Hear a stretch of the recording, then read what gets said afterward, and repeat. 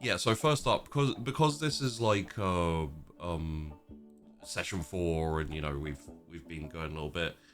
I just wanted to check in with everyone and make sure that they're happy so far. Like, essentially, if everyone is thinking they'd prefer something else, I am, you know, uh, basically with everyone being like, yeah, no, something else would be better. Like, I don't mind switching to another game or something if this one just isn't playing out how people want, or they're just kind of gone off the idea. But GP, I love my Pirates Sim Oh, City game. yeah, me too. Don't get me wrong. I'm just saying it's where it after like a few sessions, people can generally start to get a bit of a vibe and be like, and also bring it up if they want to, adjust anything.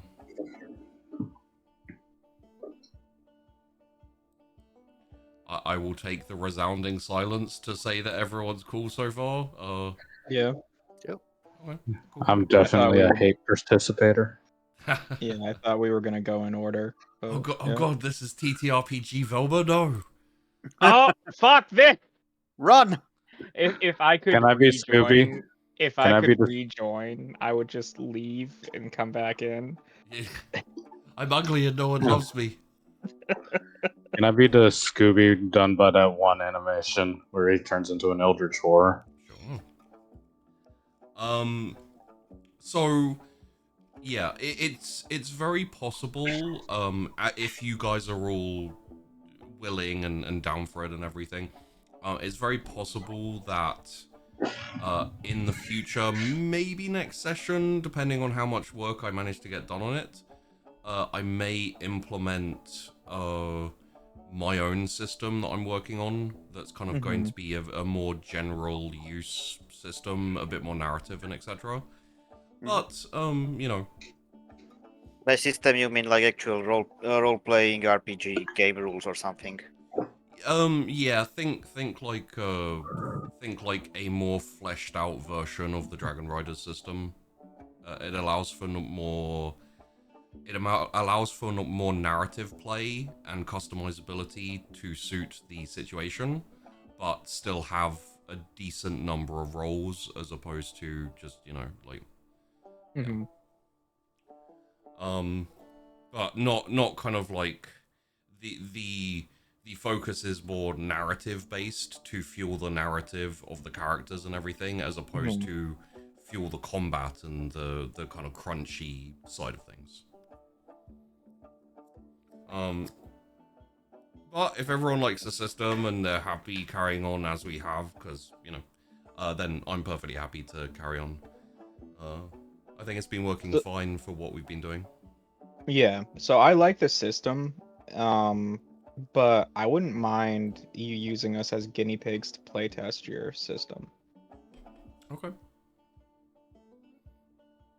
I'll probably like throw it out as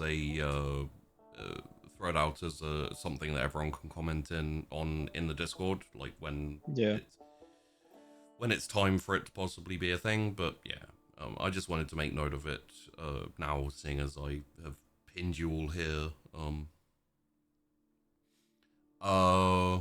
Okay, well, cool. Past that, again, seeing as you guys are all fairly, solid patrons, as it were, like being part of the game and everything.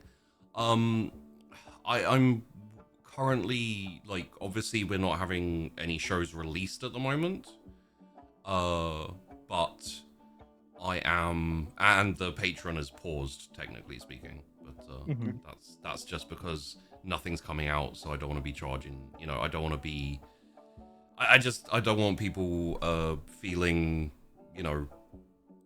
what's the word,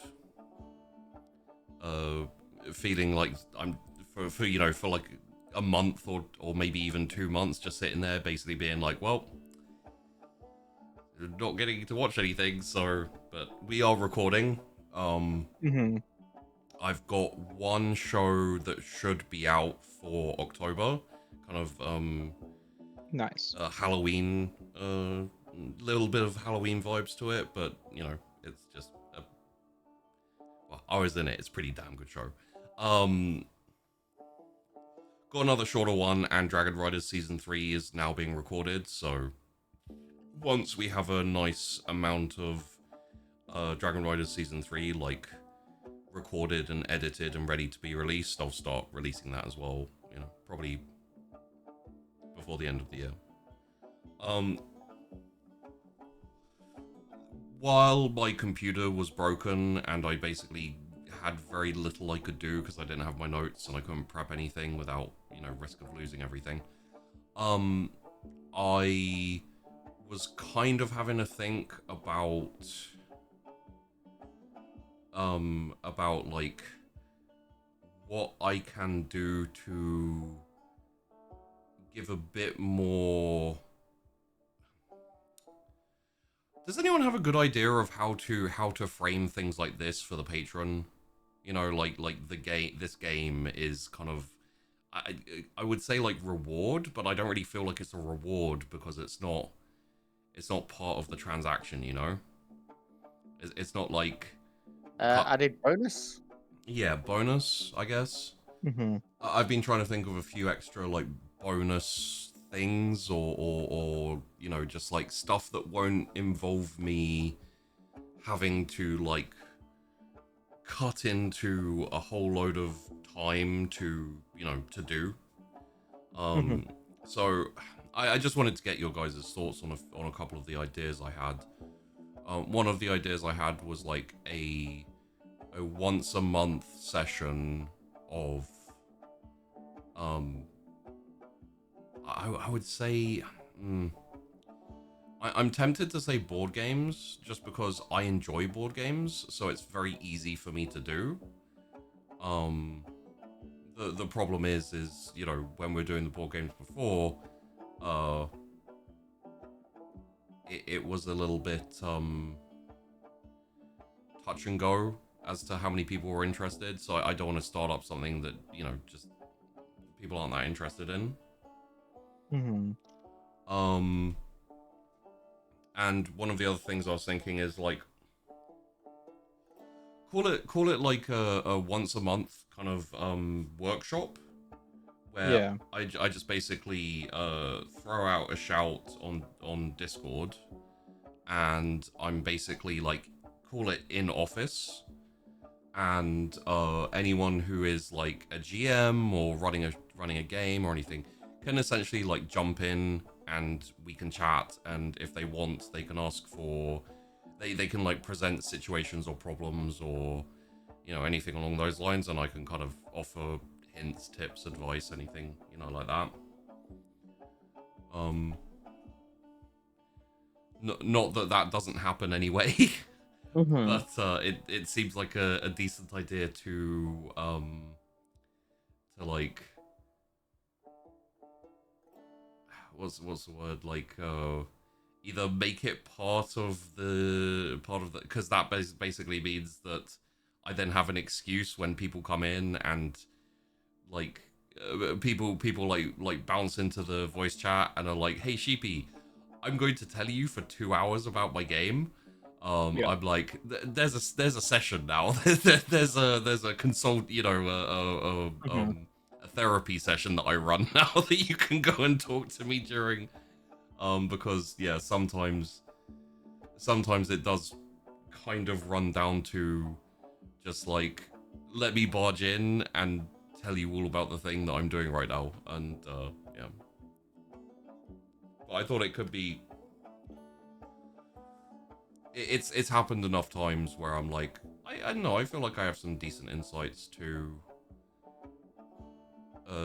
like running a game and GMing and how the you know, some of the pitfalls and stuff. I'm thinking about making a few videos on it for the extras channel, you know, just talking about communication and all those type of things.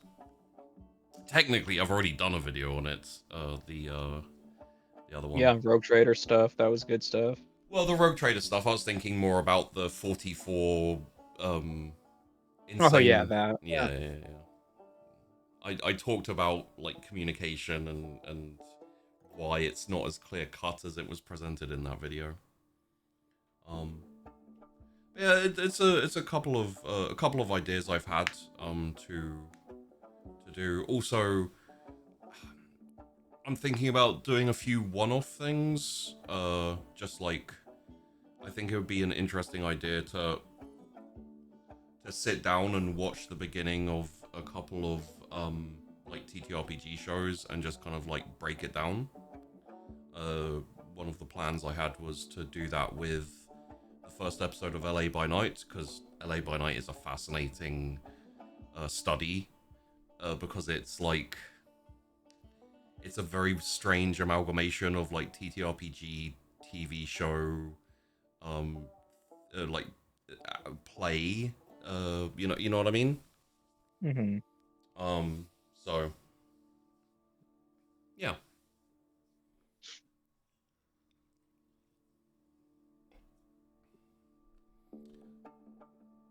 Okay, so everyone is low energy today, huh?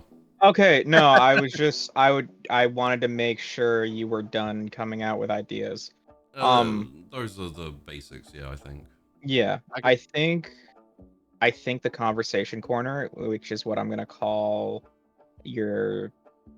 you give us advice on tabletop RPGs as a game master myself, I would actually really enjoy that. Yeah. Um, It would for the kind of description of it, it would be like, it wouldn't just be like I have a problem with my players or with the game, like there's issues with the dynamics or something. It would also be like, hey Sheepy, I have this idea for my game, but I'm not sure how to make it work, or I'm not sure it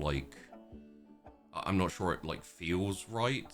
And yeah, I can kind of help brainstorm and workshop little adjustments to it to you know, like story wise or character wise or whatever. I also want to bring up something you and I have talked about, and I think you've talked about with a few different people. Yeah. In the last ditch, you had the rear guard. Yeah. And you were talking about a show that you might be running where you would do something like that. I think that would be a really good bonus to have That is for the something. Patreon.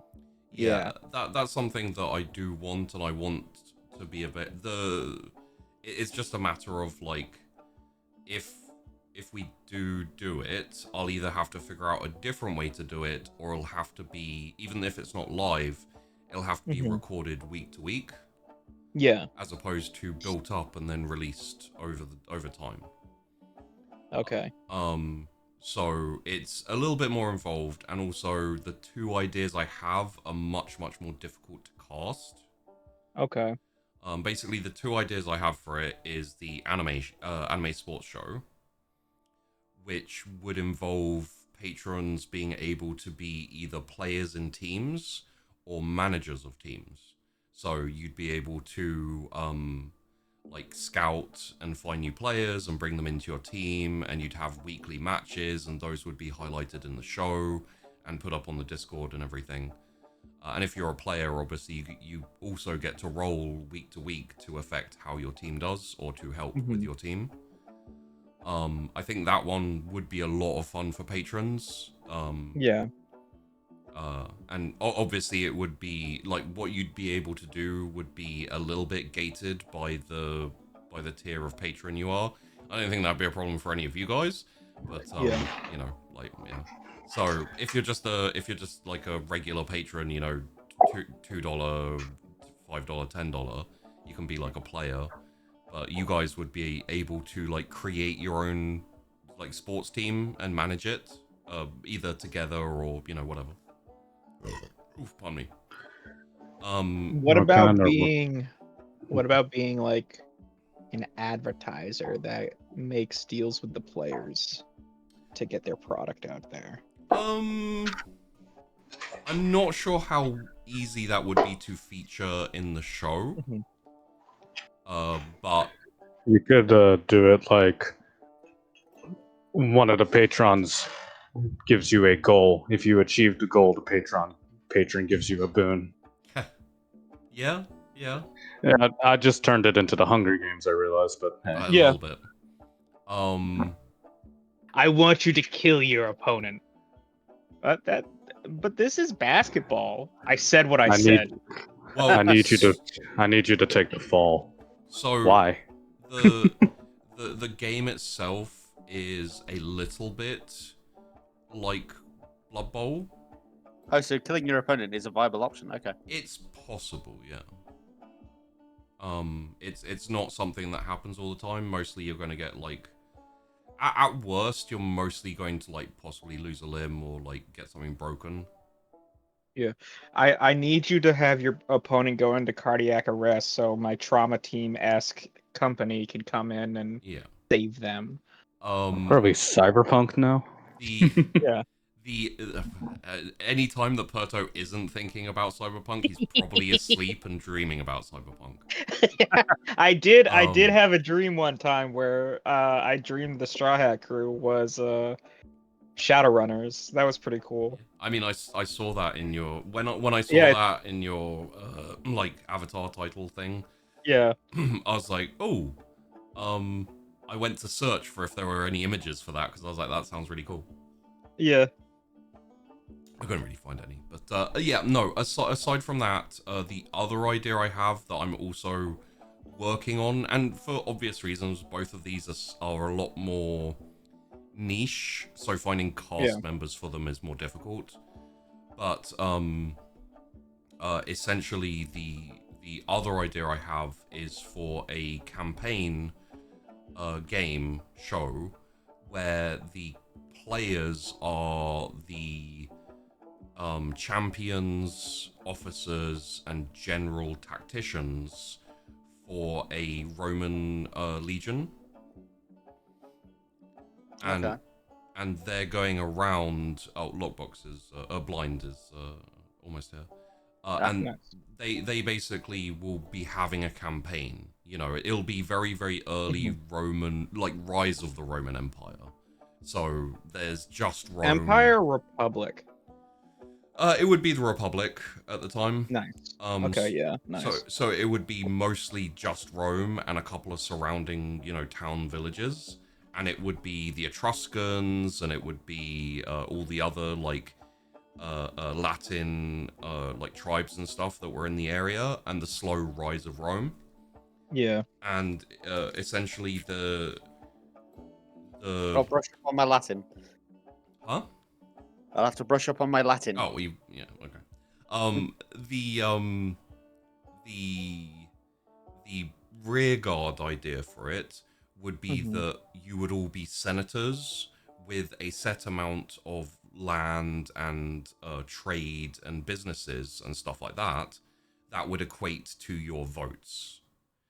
And during the campaign and everything, while the show is going on, there's also the Senate, which is going to be able to push forward votes, push forward like laws and push forward policies, and then vote on them. The thing is none of you will be particularly more powerful than the others, especially starting off. So you'll never be able to push a vote through by yourself. You'll need people to support your policies or your laws. And so you're going to have to basically like have a bit of a wheeling dealing for every law, for every time the Senate convenes. And sometimes you'll have to vote for things you don't necessarily want to get the promise of backing from in the vote that you want to go through, right? Hello. But I'd really want to try to pretend to be like the type of person who sits on the roof playing the fiddle, watching Rome burn. Well, Rome, you're Nero. I mean, Yeah, so thank you. I couldn't remember. that would be the end of the Roman Empire, which is like a good 300-400 years away from where we're going to be starting. So you may have to wait a while. I mean, Gauls already burned Rome, other than the Capitol Hill. Oh, I mean, Rome gets burned a few times in history, like throughout the Republic and the Empire. But Fine, I'll sit on the roof and watch the bathhouse burn. yeah, no. Because it would be ironic. Sure, but essentially that would be the kind of the patron idea. You know, it would be to have like you all be able to have a senate and to be able to you'd even be able to command the legions to a degree, but you'd also have to be wary of them because you know the whole similar things to Caesar. If you go like if you say like come back here right now and disband your army and submit to the Senate, they're gonna be like, should we just go back and like fuck them all up and kill them all? So Okay, so what I'm hearing is we shouldn't be cutting the military's funding, right? I mean, you can, but you may have to deal with them coming back angry with an army, you know? Okay. What if we cut the officers' funding and use that extra money to increase the pay for the common man? I Common don't think we soldier. have that much control over the money, but I That's admire not going the to pay for my wine and villa.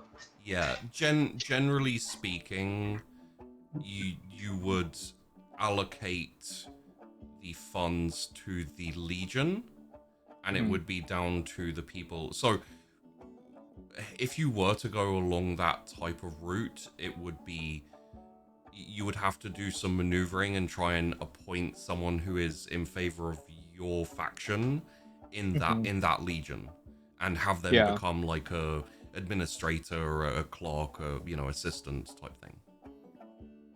I mean, we'd be able to control how much funding a individual legion would get, I Yes. suppose, but you're not going to control how they spend that.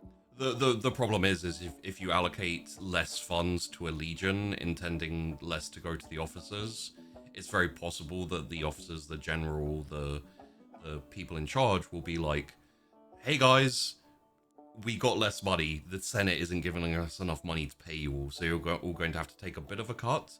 But I promise to you, I'm going to make sure you're paid, and you just create more loyalty to the general and not to Rome. Yeah, and it's like, wait, the peasants aren't literate? I literally sent a letter with it, with the money. And there could be some interesting politicking along those lines, but yeah, what do you like? What is that the type of thing you were thinking, Perto? Like, oh yeah, absolutely. That's what we had talked about before. Yeah, and I think both of those allow for a fun kind of like patron involvement in a couple of shows without requiring the numbers that came with the Last Ditch. Like the Last Ditch had so many people like sign up to it. At one point, I think on the first day that the roleplay channel was opened on Roll For It, I think there were like 10,000 messages or something in one day. Rough.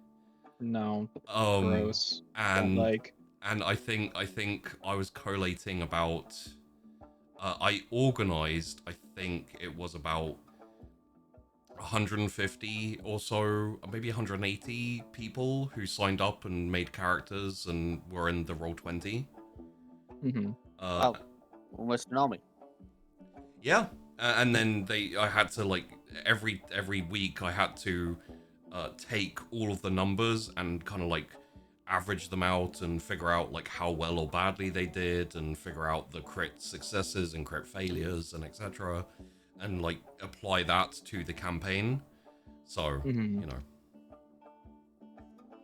totally worthwhile, but there's a reason why it was scaled back in season 2, because I was like, I need help with this, or I'm going to have to I'm going to have to just do the best I can, as opposed to like dedicate myself to running this.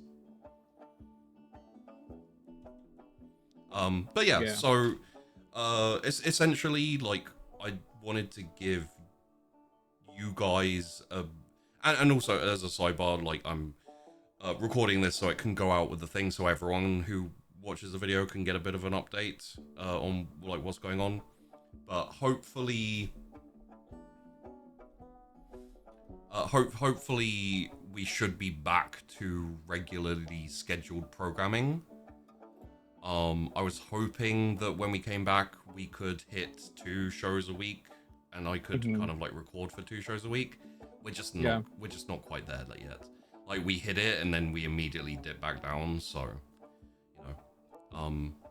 with time. And once the shows get up and running again, I have a plan to... Oh, yeah. So, part of the reason we're going recorded is because I want to organize and properly upload all of the shows that have been done and that are going to be done as podcasts on all the like podcast places. Oh, nice. Yeah, a bit more places to get noticed and etc.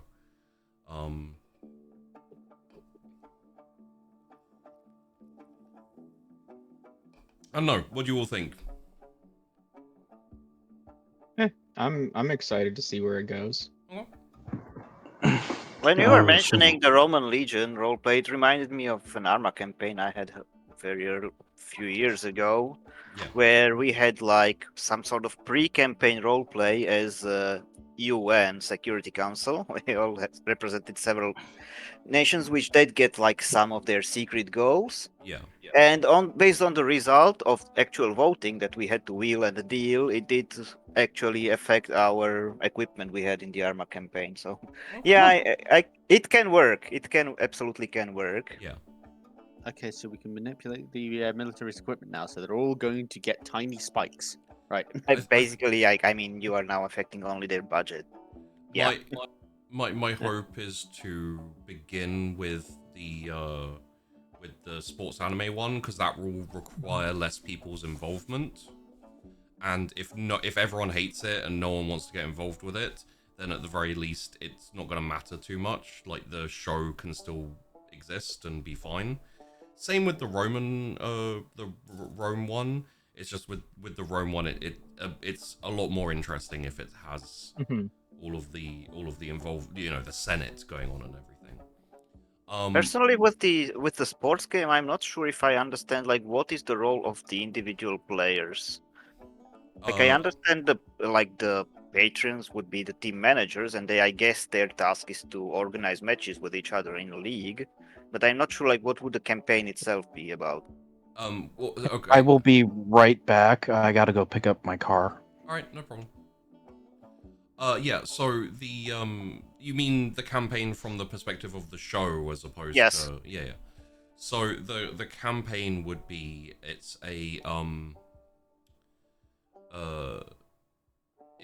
about a team who used to be champions. They used to be at the top of the top league, the equivalent of the Premier League. Think like Man City, Manchester United, Paris Saint-Germain, I want to say Borussia Dortmund, but I don't think they're quite that high. What's the name of the German Bundesliga? Mind is Ajax, and I know that's not what you mean. Ajax is Dutch, I think. Dutch, yeah. Which is why I know it's not what you mean. Yeah, that'll. But you get the idea of what I mean. Like, I guess I'd say like the. I don't know much about basketball and American sports, unfortunately, but like the Chicago Bulls in the 90s kind of vibes.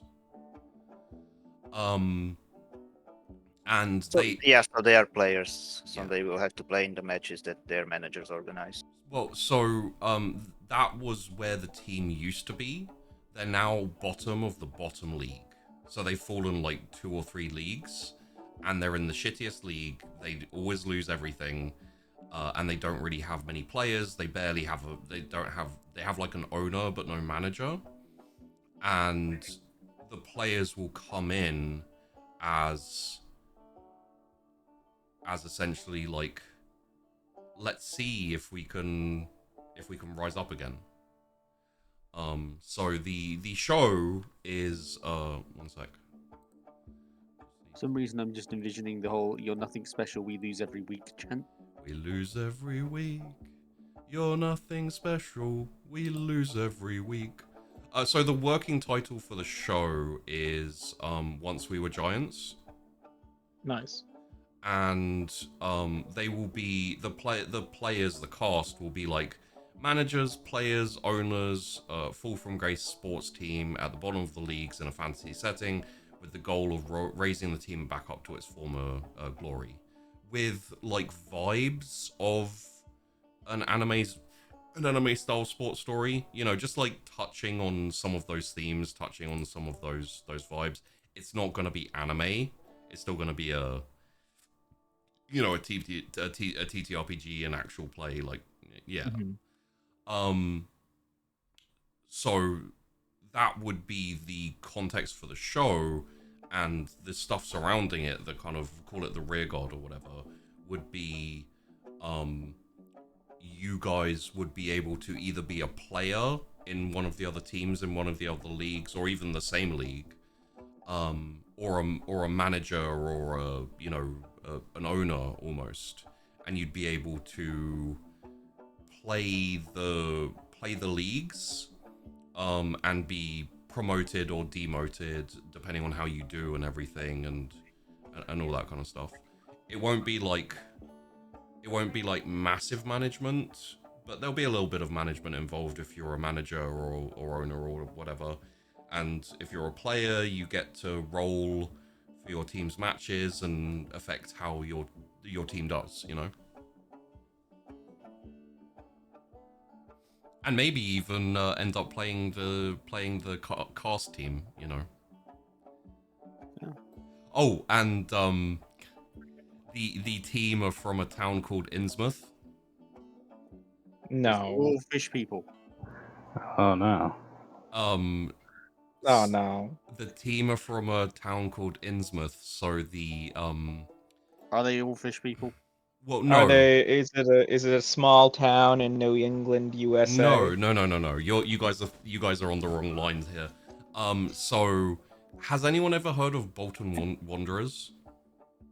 I have indeed heard of Bolton Wanderers. It has been a long time. So the team is called the team is called the Innsmouth Wanderers. Oh man, they're just a bunch of lost souls. Well, wandering in, you know. I know. I'm still gonna claim it's Cthulhu related. Sure. Yep. It may not be Innsmouth. I may have named it something else. I can't remember, but it's inside. I mean, if it's Innsmouth, I'm going to immediately assume they are just fish people. I mean, it could be Innismore. Tell me they're not. You know what? I'm gonna say categorically now, it's not gonna be Innsmouth, just purely because you guys just purely because you guys clearly aren't going to let go of it, and it's going to be an annoying. Absolutely not. Going to be an annoying meme. So I'm gonna curtail that immediately. Well, Sheepy, here's the problem. You've told us this now, so my first comment is going to be like, fun fact, this team used to be called the Innsmouth Wanderers. Yes, that Innsmouth. Yes, these are actually Cthulhu-esque monstrosities. Congratulations, Sheepy, you told us. It's going to be such a shame when the automatic YouTube comment thing just randomly deletes all those comments. Yeah. It's gonna be so strange. Man, I didn't realize Nightbot could be moved from Twitch. Well, YouTube has its own like automated comment thing. Well, you have to like actually put terms in there and stuff. Ban any term that says Innsmouth.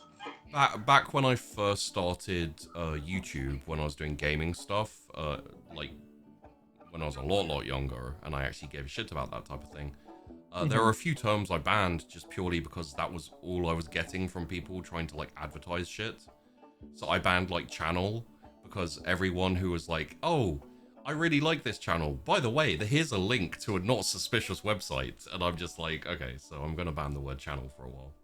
Which is funny because I would accidentally like mute or like quarantine comments that are like, man, this is my favorite channel ever. And I'm like looking at my quarantine comments. And I'm like, oh no, like that's fine. Please do be nice to me. But yeah, I went off on a little bit of a diatribe. Who would expect that? Hopefully, Odd, that answers your question. Yeah, sure. Okay. I mean, one part about will probably go back to the Roman Legion idea, and the one part, I mean, is changing really just the lore of the campaign. I would probably propose it to make it not Roman Republic themed, but actually one of the earlier Crusade campaigns, because then you can kind of easier have patrons with different aims. Like you want the Maritime Republics take some settlements, You want the French to take Jerusalem. So it's kind of easier to say that different senators have different goals to have some wheeling and dealing. Well, so That's really just a brainstorming idea yeah, thrown randomly out there. the idea behind the Senate of Rome would be that you would all have different, like your vote power, your votes you'd be able to make would all be based on different things. Like, for example, vineyards, maritime trade, blacksmithies, whatever, which would mean that if you put through a law or a decree to stamp down on pirates that are operating around Rome, the vote power of maritime stuff will go up. But not everyone has the same, basis for their, businesses and everything. So it'll adjust those things slightly as time goes. Yeah. And also I feel like once things get going, people will naturally kind of have their own factions and have things that they want done. A certain area taken because it has nice farmland and they have invested in interests in more farmland as opposed to etc.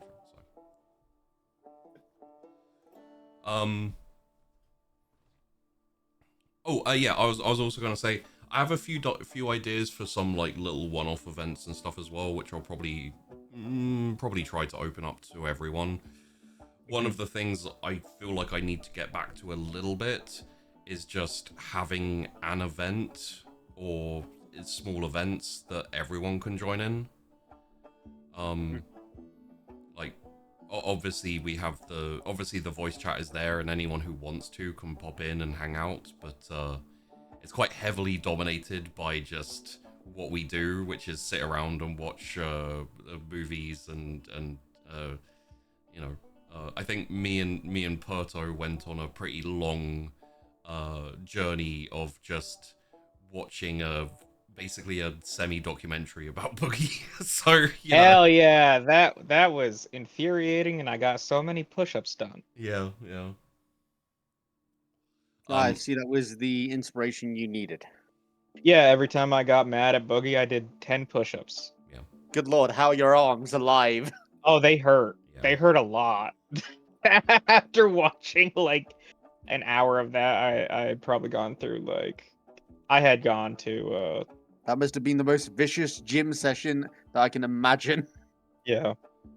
But I have a few ideas. Like, I think it could be fun if I can devise a small kind of like game system for a like diplomacy model UN style event where everyone like takes a country and it's like a peace treaty or on the road to war, and everyone can kind of do back dealings. And I think there's something in there that could be a lot of fun with the people who tend to get involved with events.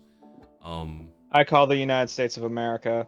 I call that one. You guys can't have it. It really depends what we would be doing. My thought would be more likely that we would be doing something in Europe, but No, it's fine. We can destroy the United States of America. I still call the United States of America. You guys can have fun. I'm gonna just become the economic power of the world. Okay, so we're all blowing up America? That sounds fun. Good luck getting across my oceans.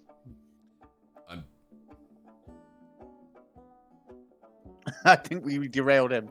no, I'm just trying not to make a comment currently. Yeah. Yeah, comment that can be read in negative way by your FBI agents. Yes. It's fine. In our country, they actually arrest you for saying things. Yeah. Yeah. Anywho, yeah, that's just like a vague update. I'm not sure yet. I think I'm probably not going to start up the Patreon charging again for September.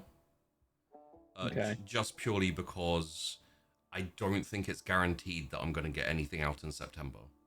I don't want people to feel like I'm I'm at the point where we can afford one show a week, and I can also, like cover some expenses, art and etc. for it, which is really nice.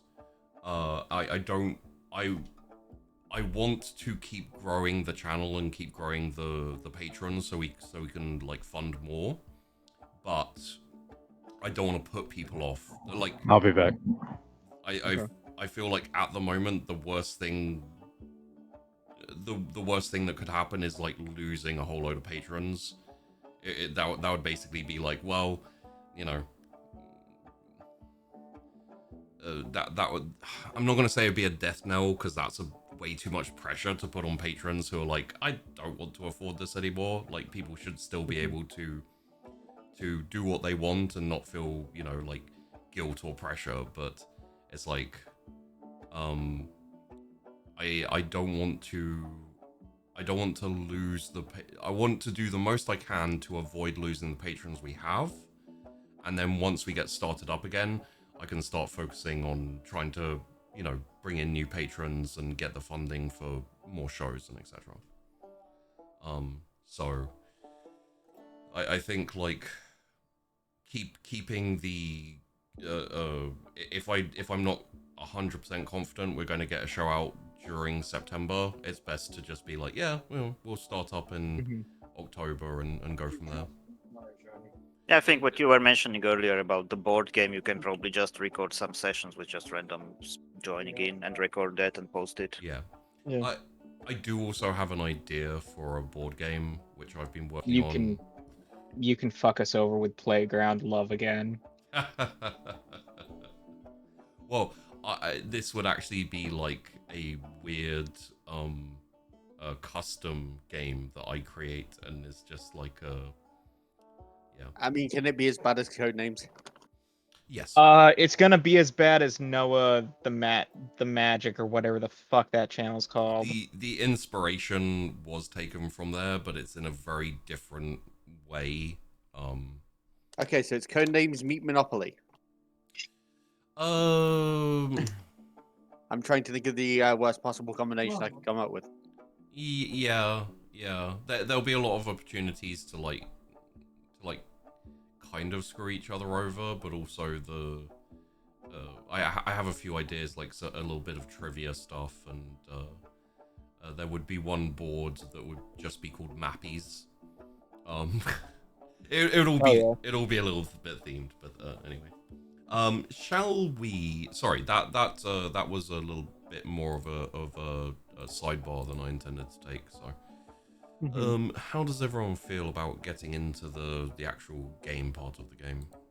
I just gotta say something real quick. Yeah. Listening to the last session recording, I realized I was backseat RPing a lot. I'm gonna try not to do that anymore. Sorry about that, everybody. It's all good.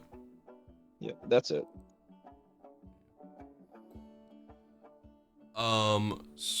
So for everyone else, you good to start? Like, I think Blind is currently AFK, but he can come back when he's back. All good except for the person who was picking up their car. I'm wondering how was, he's able to carry it. That was Blind, yeah. Yep. But Odd Bearded, you guys. I am here. Budden said he would be right back. I don't know if he's back yet. Okay, in that case, I'll just grab another drink and go to the bio, and then we can get started, and they can join in as and when. I'm back. No, you're not back. I need to pee. You were my excuse. I'll be right back one sec, guys.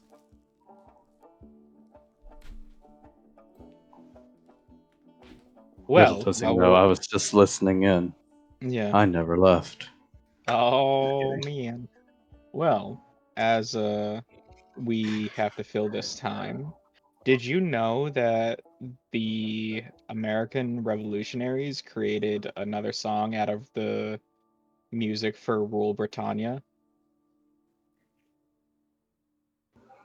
It's called Rise Columbia, and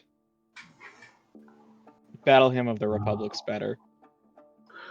I wasn't aware, mainly because, well, I've never heard of the song Rise Columbia. Yeah, I just found it out.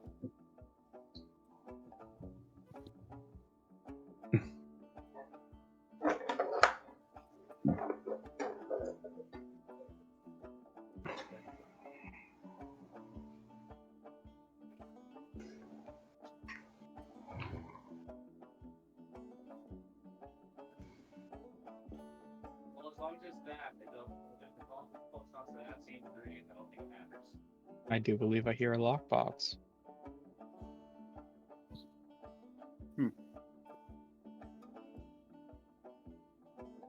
Well, the big question is who will get back first.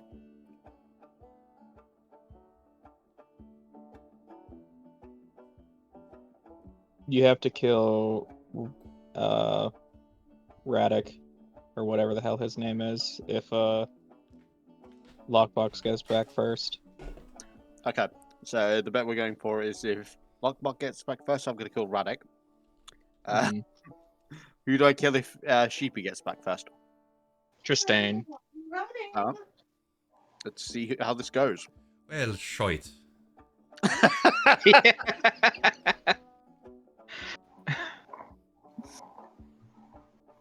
Well, I'll prep the poisons. Apparently. Very easy way to kill a drunkard, you know? I mean, you can also assume they have like liver made of steel. Like they actually digest everything. A liver It'll full of be an arsenic. interesting test. I'll, be going around collecting up various plants and funguses. Maybe I find a couple of snakes and use them for poisons. Yeah, it'll be an interesting test subject. By the way, if you really want hemlock, we just have to go to the New World. I mean, sure, but it's nice to be able to have a factory of the stuff I can have. Yeah. Factory?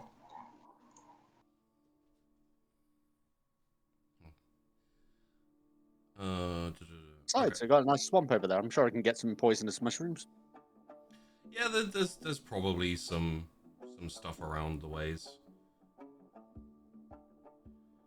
Do I accidentally poison myself? I mean, how else do you want to find out if it is actually deadly? Tristan. No? I mean, there's a reason why I'll be the person handing him his drinks.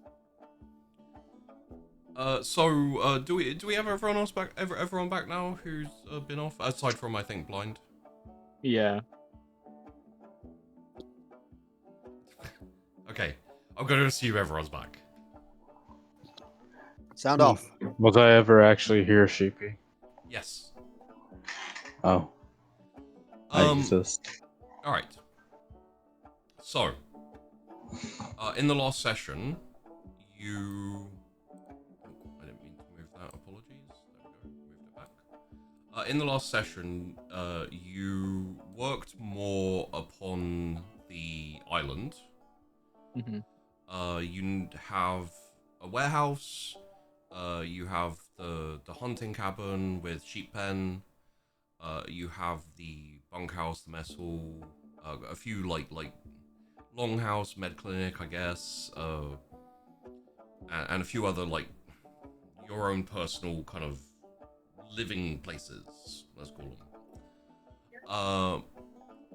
You also have, I would say, a crew of total almost 100 people. Obviously, you don't need that much to run the Lucky Lucine, and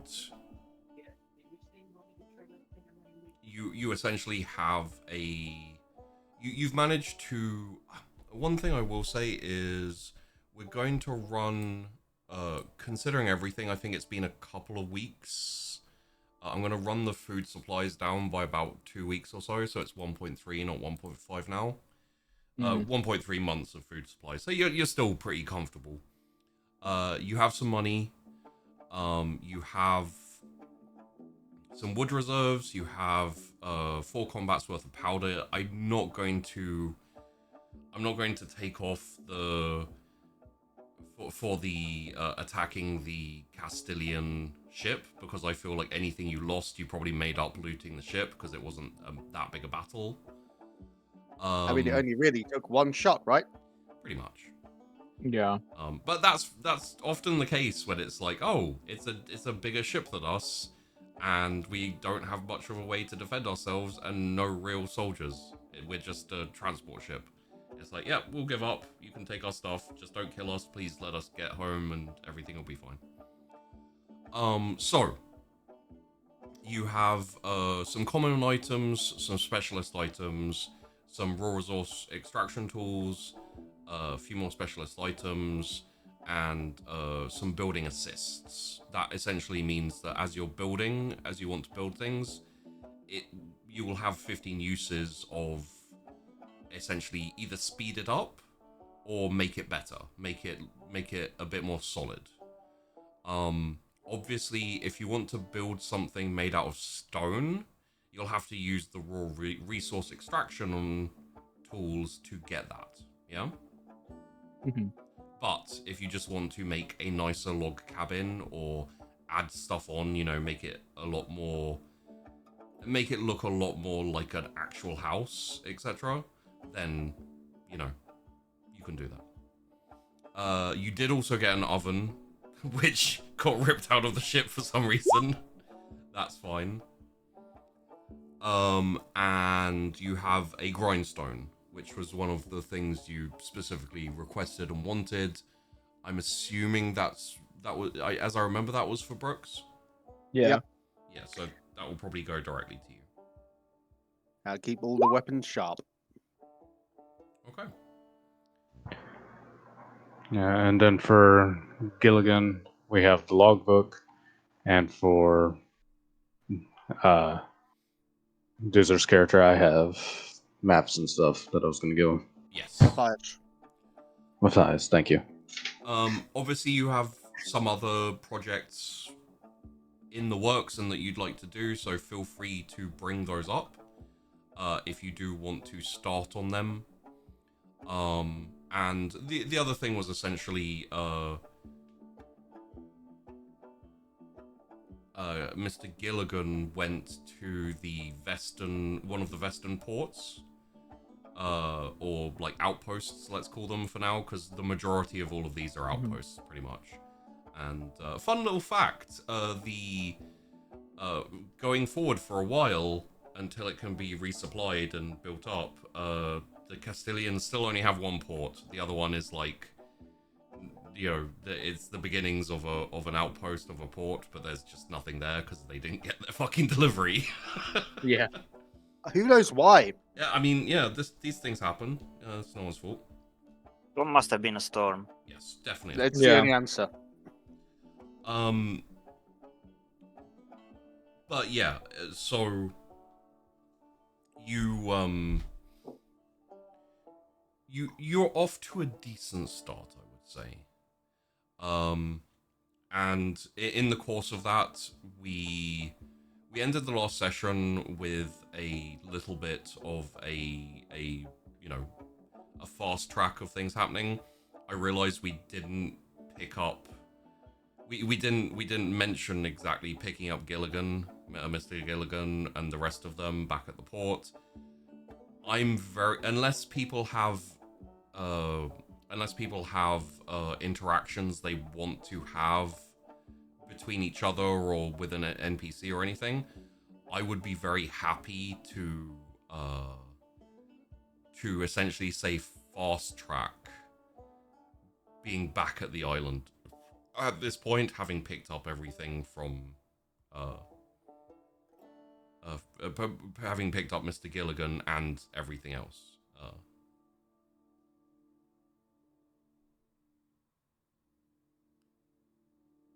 If that works for everyone. Yeah, I Yeah. mean, Yeah. after my business meetings, all I did was get a shave and a nice long bath, and then I spent it drinking with Sonori and the boys. Yeah. Yep. Okay. I mean, I'd like to say that I would have tried to pick up some poisons whilst in one of the pots, but that seems less fun than going and looking for them myself.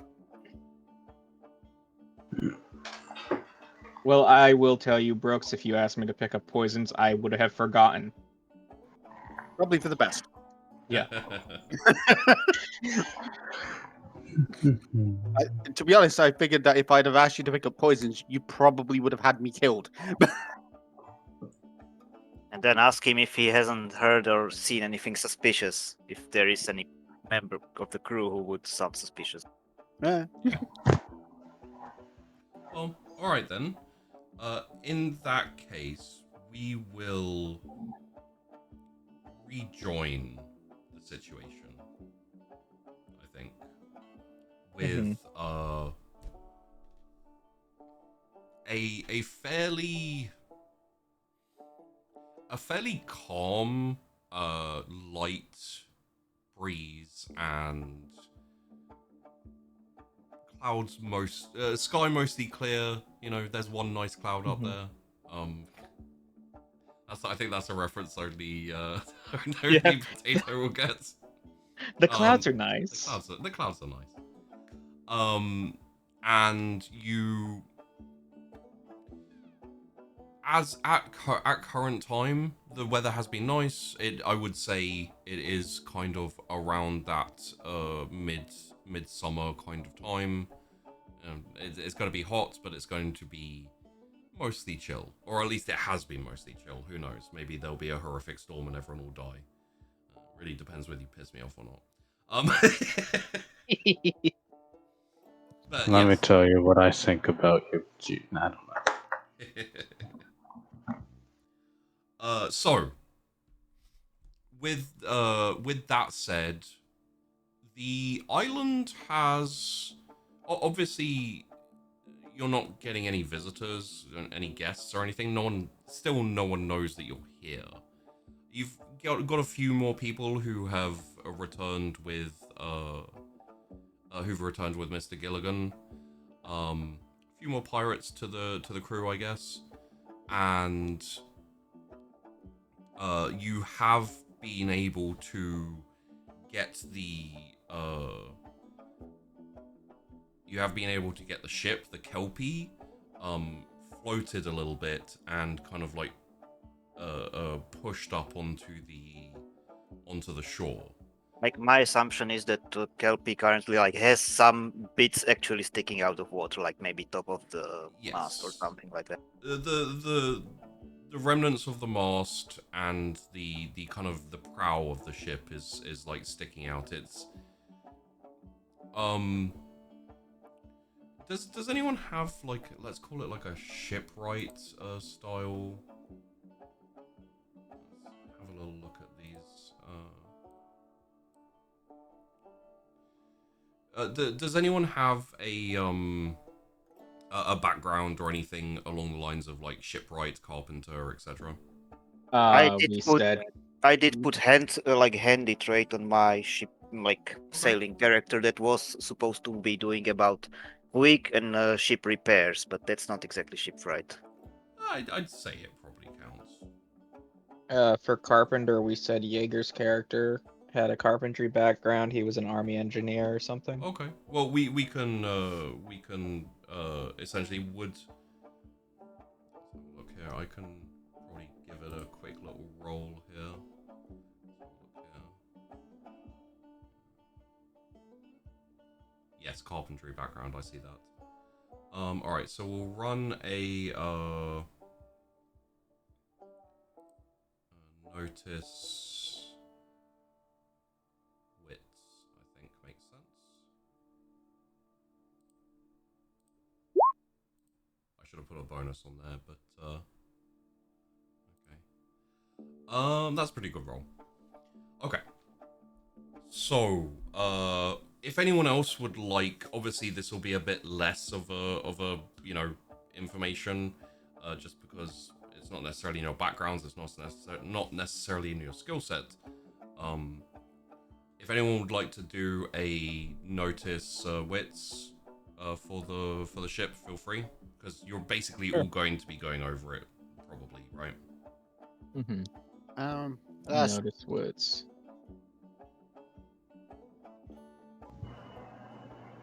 That is an 18. That's terrible. Yeah. 21, so not great.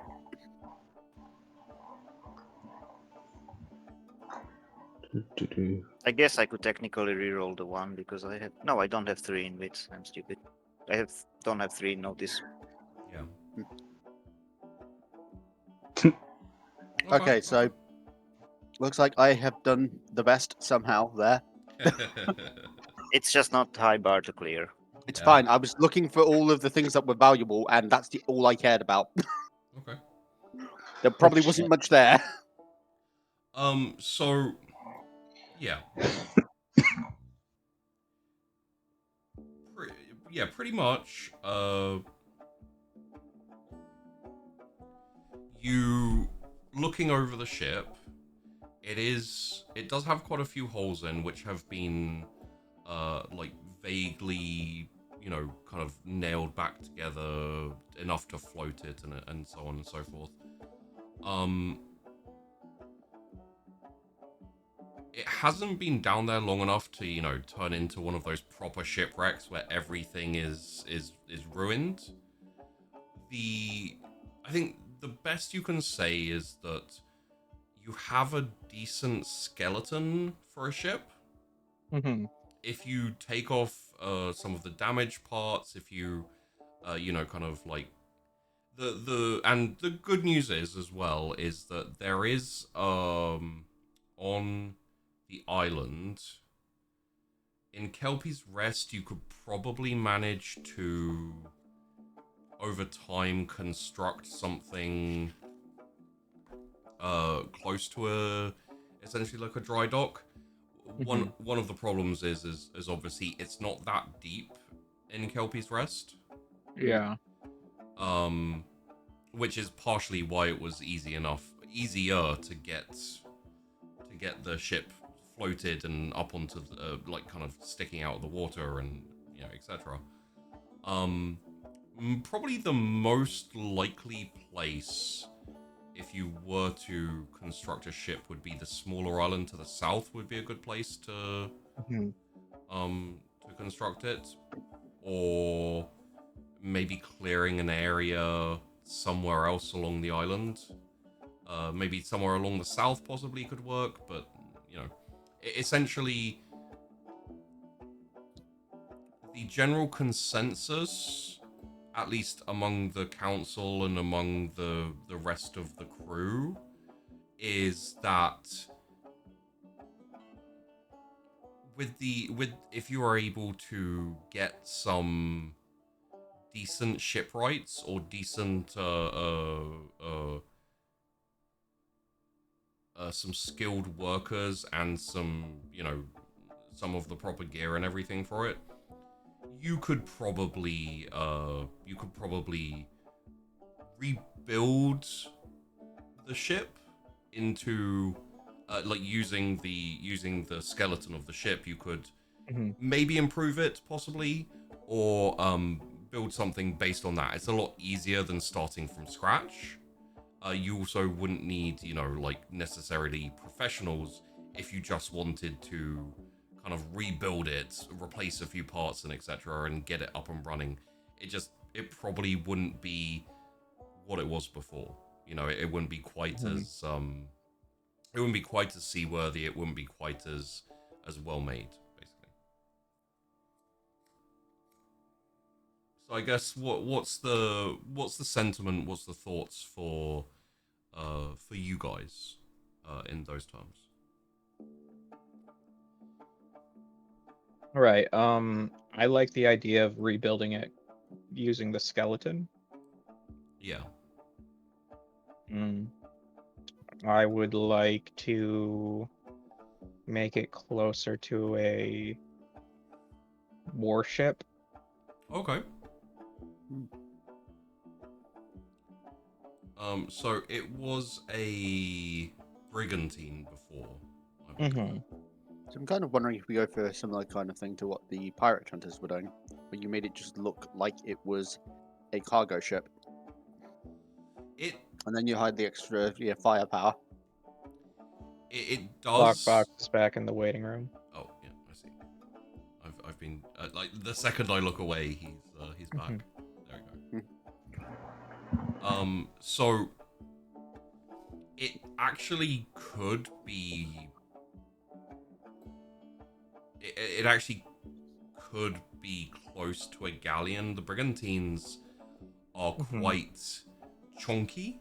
If the word, yeah.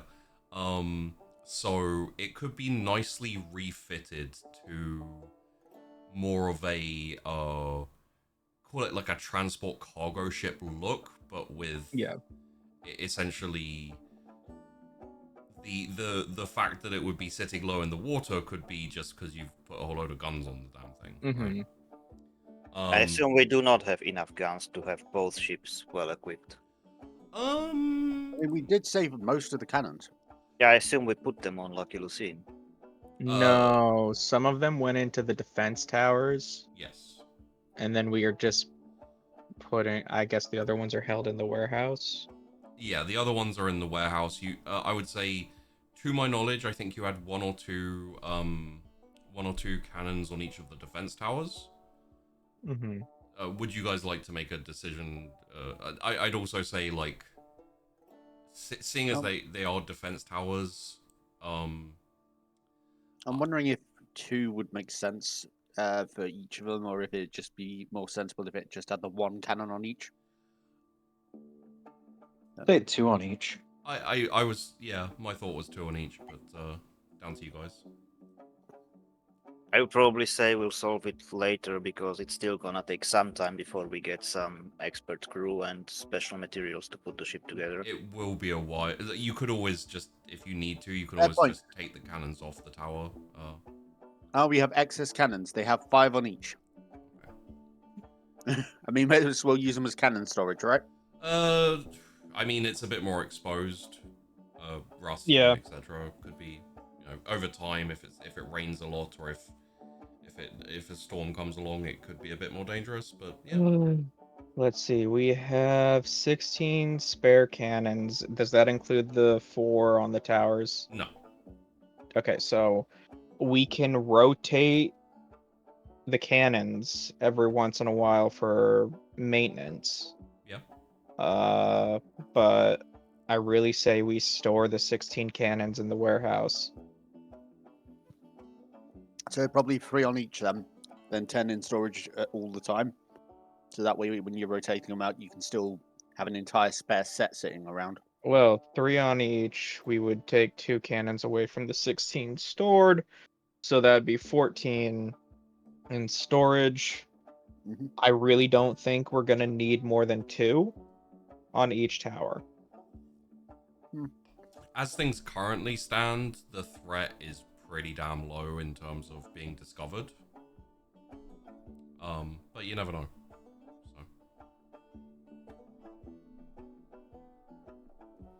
So. Okay. In that case, where is the... Do we have the towers up here in the details? I don't They're the X's.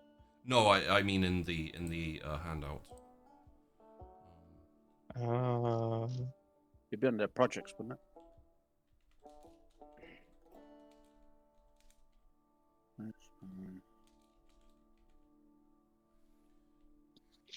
Okay, so entrance towers ×2, 2 cannon on there.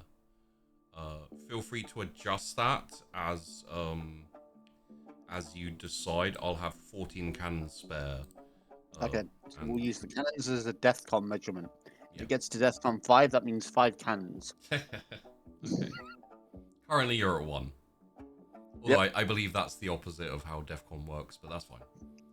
I think 5 is the lowest and 1 is the highest. But... I'm now thinking if I'm mixing it up with minutes to midnight as well. No, wait, because it'd be lower is worse in that case. Oh, as a small additional sidebar, because when I went to go grab a drink, I realized that I didn't really have the makings of a easy meal for tonight. I've ordered a delivery, so there may be a moment where I have to wander off, run away. Have you considered pirating and plundering a random Uber driver? Yeah. I mean, I'm not gonna say I'm not gonna. Fair, yeah. Don't admit it on stream. Your nuggets or your life. Okay. Mate, where'd you get that blunderbuss? So, with that in mind, I would say that the sorry, I'm scrolling down the notes and I just looked at the cat house and the conversation that you guys are having in there. So, currently speaking, there are no solid plans to take the Lucky Lucine out, pirating again right now, from the other members of the council. So none of we'll call them captains as well, because technically speaking, they are captains because they can captain the ship. I would say that Skelton has talked a few times about just doing a basic. Put it this way, like Skelton, Braggett, Fallen, maybe even Tristane to a degree, have discussed or raised the possibility of doing a general, call it like a sweep of the area to see if they can catch a ship out. Of course, that runs into the danger and possibility of running into something you can't handle. The Lucky Lucine is not a massive ship. It's quite fast, but essentially, if you're the concern is if you're spotted and chased, it may end up with being chased back to the island, so you can't go back. It could be a pain. Yeah. The other idea is to head towards the more apparent shipping lanes. If you want an idea of the shipping lanes, I could like kind of run a line where the shipping lanes are for each of the outposts and everything. But if you see the Western Green Island towards no, the other one, that one there, towards the east of the map, bottom right of the map, basically. That is kind of a hub where the majority of the ships go through. The other ones you'll see will be also going through to the east, kind of just a bit more north, kind of just along that eastern line of the map, kind of up and down. So, from the position where you are, you're better positioned to pirate the shipping lanes of the Castilians, the Vidachi, and the Montaigne people. However, if you go out on a bigger outing, you could very easily pirate any of them, and if you go down towards the southeast, towards the bottom right of the map, you can pretty much hit any of them if you want. It'll just take a bit longer, and it'll be a bit more dangerous because obviously that's easier to police, as it were. There's not much of a presence in this area compared to, but yeah. The other conversations would be essentially trying your luck at some of the other ports and seeing if you can maybe subtly start talking to the people in the ports, the regular citizens and stuff, maybe making some contacts, maybe hiring some specialists and etc. But obviously that has its own dangers.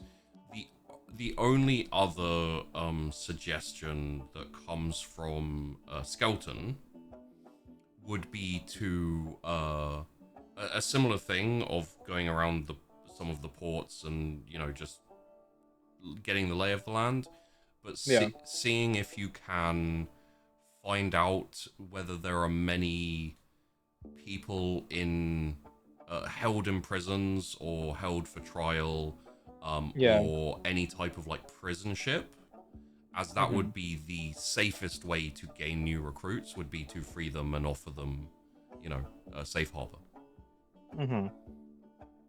However, as is mentioned by a couple of other people who isn't Skeleton, that also runs the risk of bringing in people who can't be trusted. Yeah. When I was in Kyoto, how do you say that? The Vestonport. Yeah. Was there any like merchant that was looking to hire a ship to run cargo? I would say like there were. Yeah, there was interest in moving cargo from the you know what, honestly, because of the positioning of the Western island and the current state of politics in the sea, you could probably get a contract or a job to bring supplies from pretty much anywhere to pretty much the southeastern western port to any of the others. They're all like the majority of the shipping comes through there, and the Vestons have built up a pretty decent hub for distribution into the rest of the Etibian Sea. Yeah, and I could talk to my cousin about getting a writ of transport. Yeah. So that it looks legal and above board. It would be a bit less official than that. It'd be it would be a transport contract. Yeah. Then Gilligan would suggest we do that for a little bit, as that will allow us a way to get the lay of the land while also making money. Yeah. I would probably also like agree to this, just to have also like better idea on what are the shipping lanes and how are like patrols, anti-pirate patrols going around, and what are the like merchant customs, how are they operating. Okay. I think, should we make this my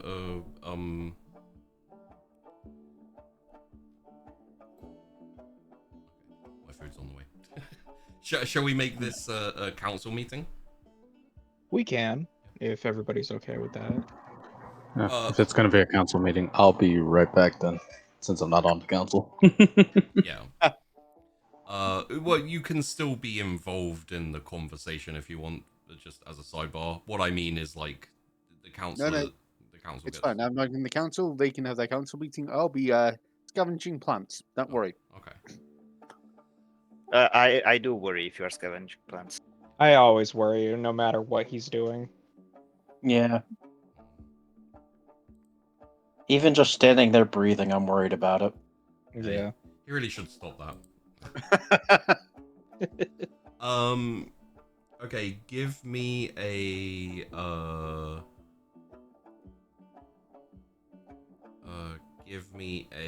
notice wits, please. Notice what? So this is for Brooks. Okay.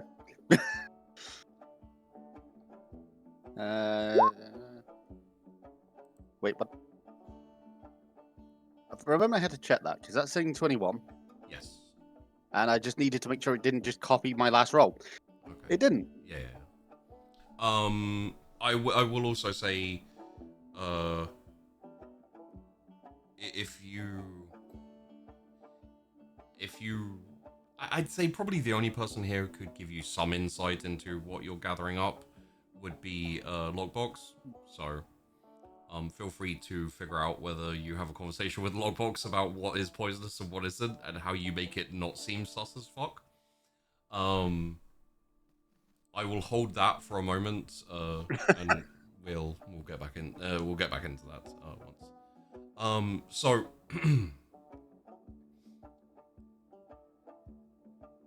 with the council members and a few others who felt they wanted to be there or just wanted to watch over the proceedings. Generally speaking, when you get together to discuss things, it's a bit of an open forum as well. Yeah. Just because you're on the council doesn't mean you get the Carte blanche. I'm back. Welcome back. Doesn't mean you get carte blanche to just be like, this is what's gonna happen. It's still fairly call it democratic, I guess. Yeah. As strange as it is, it works. Oh.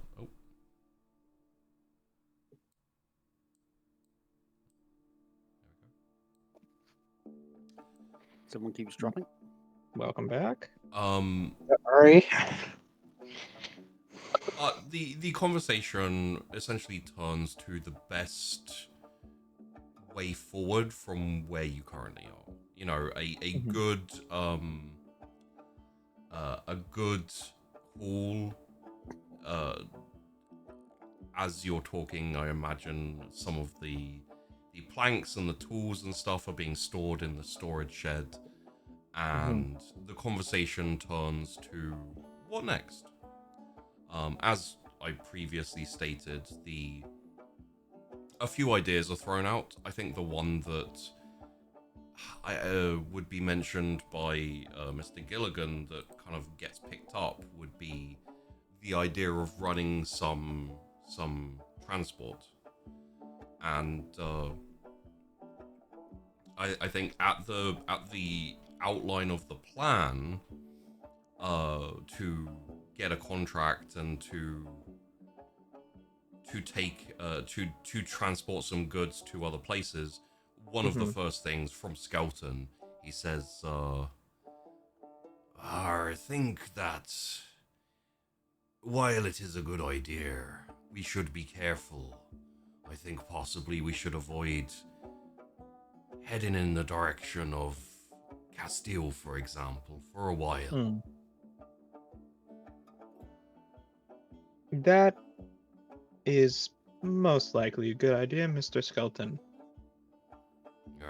After all, the treasure you have picked up might be missed by certain people in the West. I ain't much treasure there, but many useful things that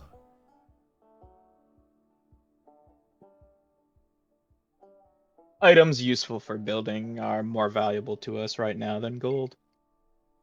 True.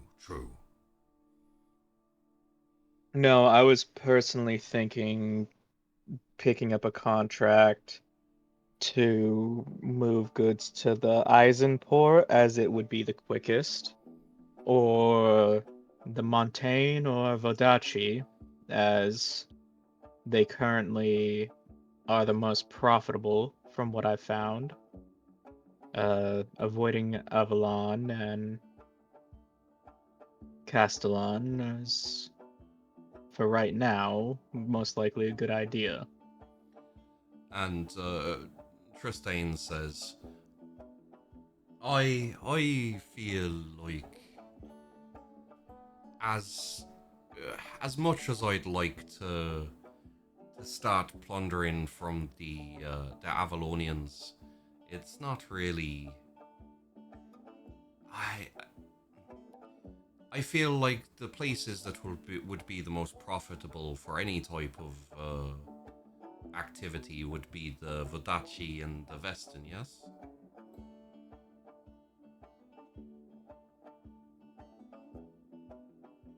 Yes, the Vestin and the Vodachi are the two countries most known for trade, but the Montaigne are known for liking their sparkly objects more than anybody in the world.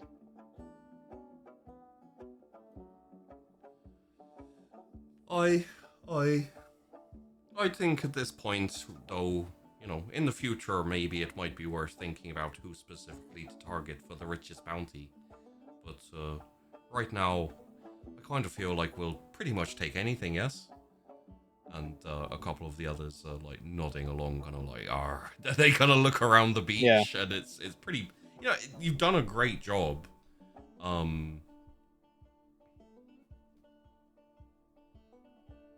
But obviously, it is still pretty bare. It's still pretty basic, and there's a lot of stuff you still need. What I'm saying isn't we should not target the Vestin. I'm also not saying we should not target the Vodachi. I am simply saying that if we are picking up contracts from the Vestin in order to have a cover for spying on the rest of the ports, it's probably not the best idea to target those companies. I assume we will get a lot more cover than just from one colony in the end. Of course, but we only have what we have right now. Yes, right now, absolutely.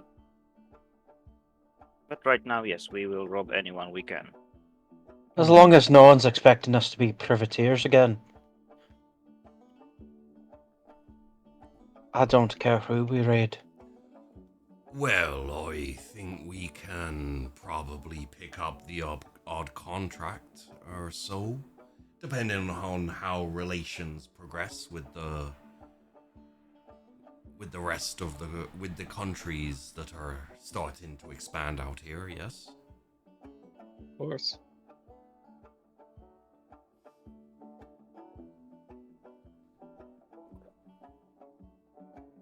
As long as I'm not required to swear fealty to another king, I'll agree to anything.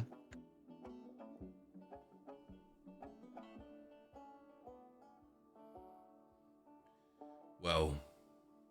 Okay, now having said that, like Don Jose will pipe up and say, I am still open also to the idea of like waiting by some shipping lane and see if we find something we can try to take and rob. But there is also another point that I think we can consider, and that is raiding the not finished colony of the Castile. If they still aren't established, they probably don't have enough guards to stop us all. If we have almost 100 armed men at our disposal, we might be able to overpower and rob them. It's probably very risky, and I'm not sure if the payout will be good enough, but it's an option. Once they build up, we will not be able to take them. Now probably they don't have enough defenses to stop us. I think that's actually a rather good plan in and of itself. It would also limit the amount of military power the nations have in this area. It's a dangerous plan, and it might not be worth it, but it's an option that should be considered. Keep going for a sec, please. You're back. Okay. I still think acting as a transport is our best short-term goal. But I don't think attacking the unfinished fort is a bad idea.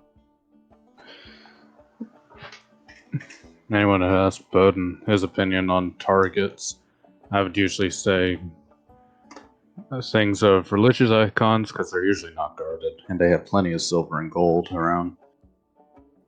Ships that are passing through channels and stuff like that tend to also have their guard down because no one expects them to be attacked in a channel. Basically, you attack in spots where people don't really expect you to be. People don't expect you to be too close to town because then town will raise guards and stuff like that.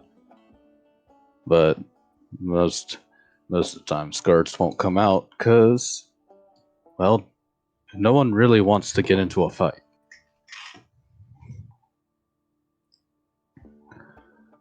But that's Bowden's 2 cents on that stuff. I don't know if What would he he's say about attacking the unfinished fort? that would be a good. He would be all in for that one because 1, they'll have supplies. 2, most of the times when it comes to building forts and stuff like that, you'll have a fund of some sort over there. I don't know if it's going to be at the fort or if it's in some person's vault back home, because that's me as a player not knowing where they would put their slush funds. I would say that if we want to like go ahead with this idea of attacking the fort, I would say we take on some transporting contract. It would be in a longer destination to make so doesn't look suspicious if we are late, and actually sail around that unfinished fort with some in a small boat infiltrating the place to scout it out at least slightly. If We also should, wait, no, I don't. I'm thinking a bit too modern. Go ahead. if we were to take a transport contract where the destination is Vodachi, that would give us a reason to be within the water, passing that fort, unfinished fort. Yeah, maybe. Just someone anchor the ship away from the site of the fort and have someone in a small boat land in a place where they aren't visible and sneak in during the night, have a look. And then we would decide if it's actually worth attacking.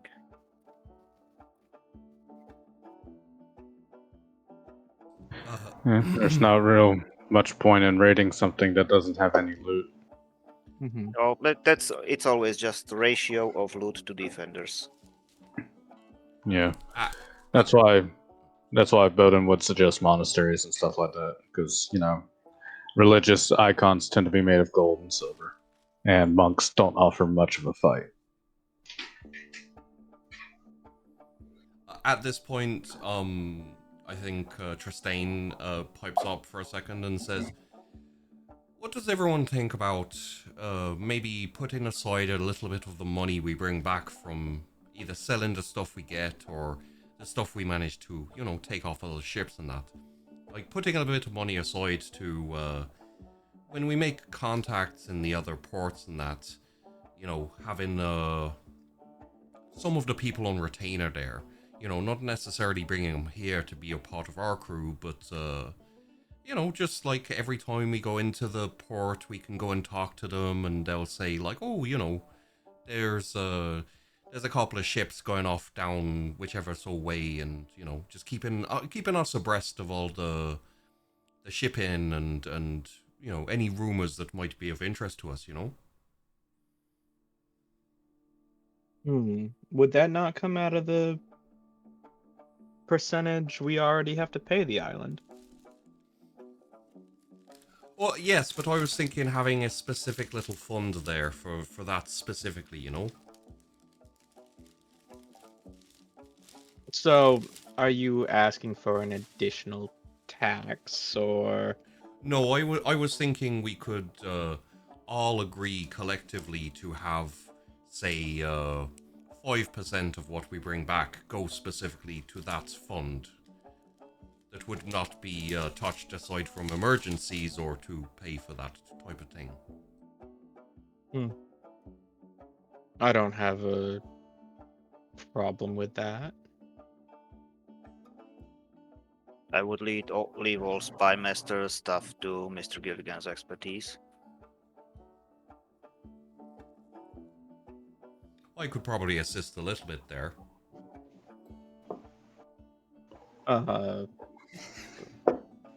Again, Mr. Tristane, we are already taking. It was 30%? I believe it was about that, yes.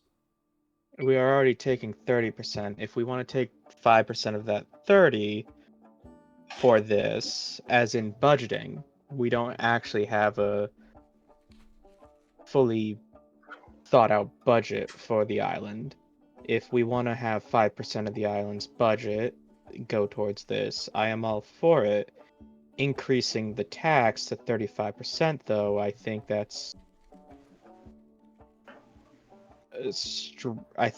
stretching what we as a council should take from our different, especially so early in. Oh, I wasn't saying we should take it from.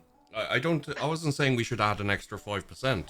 I was just saying every time something comes back, we could take something, the 30% that the island takes, that we take for the benefit of everybody. We could put a small amount of that aside so that when we do start having people we can pay to keep us abreast of things, we will have a fund for that specifically. Yeah, and Mr. Gilligan will take a page out of his ledger and just start budgeting it. Yeah. And just based on what he's talked about with Mr. Farland, he'll budget all 30%, and he'll do 5% to there, and then the other 25% will be broken up between food, medicine, building supplies, and amenities. Yeah. And he'll pass that around the council table and say, "Is this what we're agreeing to?"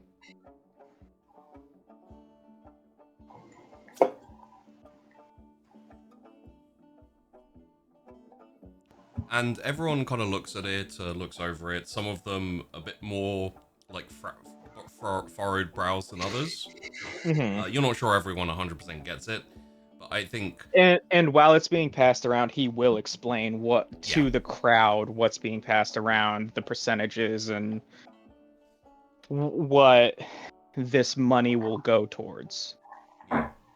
And Skeleton says, "Oh, you know what? Actually, I feel like Fallen says, I think this is a good idea. However, I would say we don't have to be. I think we should be open to the possibility of adjusting it as needed. So we shouldn't be too definitive. I think every time that we bring the money in, we should talk between ourselves once the money goes to the island, to the council, to everyone, the funds. We should decide how much should be put aside. I don't think we need to exactly be too specific. That means that if we have a very good haul and we are doing well, we don't need to spend much money. We can put more of it into the fund. Yes. Sure. So this is just a basic summary workup. I'm not saying this is going to be exactly what we do with it. Oh, of course, Mr. Gilligan. I was not calling into question your abilities. No, and I just wanted to make sure I specified what this paper was for, in case I had misconstrued what I was passing around. Yes, of course. As a sidebar, Lockbox has brought up a big feast for everyone, and all the NPCs appear to be currently eating. Cool. Seems right. For no particular reason or anything. I don't know where I got most of this, but it's here. Well, it tastes bloody lovely. Although I could do with another beer. I don't control that. Miraculously, Frank turns up and there's a beer that he's handing off to him. Oh. Thank you very much. Roll Constitution. Hey. Either you're at the meeting or you're currently out gathering stuff to poison people.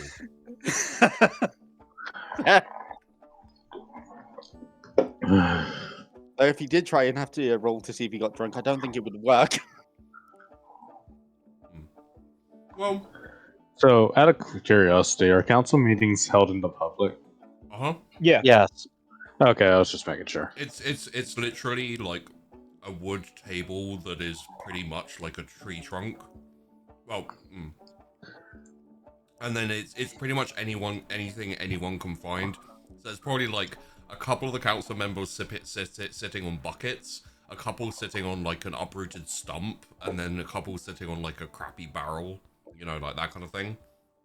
I still like the idea that Bowden, whenever he has to sit down somewhere, he carries around that captain's chair he stole. Yeah. It is the least official and impressive looking thing for people who are supposed to be like in charge ever. And But added on to the fact that a lot of people will just wander up and listen and contribute a bit. It's not like these people are in charge. It's just someone has to posit ideas and stuff, and take the ships out. And as you still need the discipline of a captain and structure of etc. It's a town meeting where the mayor of the town is a dog. Yeah. Yep. let's see. Well, I don't think there's much more Bowden can really add to the conversation. Yeah. I like the idea of the transport, almost doing an honest day's job so we can gather a little bit more information.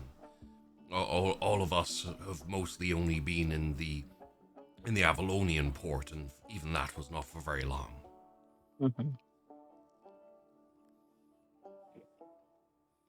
Yes, well, I believe that the captain, God rest his soul, had a bias towards those ports. Well, we was working for him. Doesn't mean we couldn't have gone to the other ports to just look around. Aye, true. Although we couldn't have gone down to the Castilian ports now. Well, of course not, but there were other ports to visit.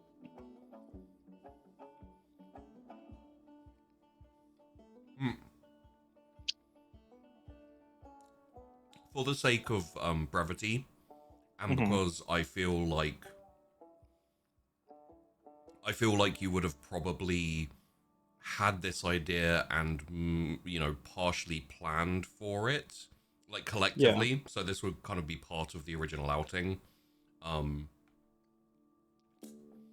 very happy for you to have a letter of introduction from your cousin to the to the southeastern Western port, just to basically get you in with one of the merchant guilds down there, so you can start running contracts and stuff down there. Because otherwise, it means like it's something which to me would be fairly forefront in the plans and in your guys' mind even before you set off on that journey there. And I don't particularly want to force you guys to go over there and do it all over again and then come back and then go and start the idea. Pop in. Hi, Gunny. I need a letter of introduction. Just happened to forget last time I was here. Yeah, I happened to forget it last time.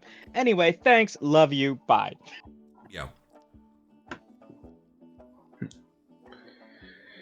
Well,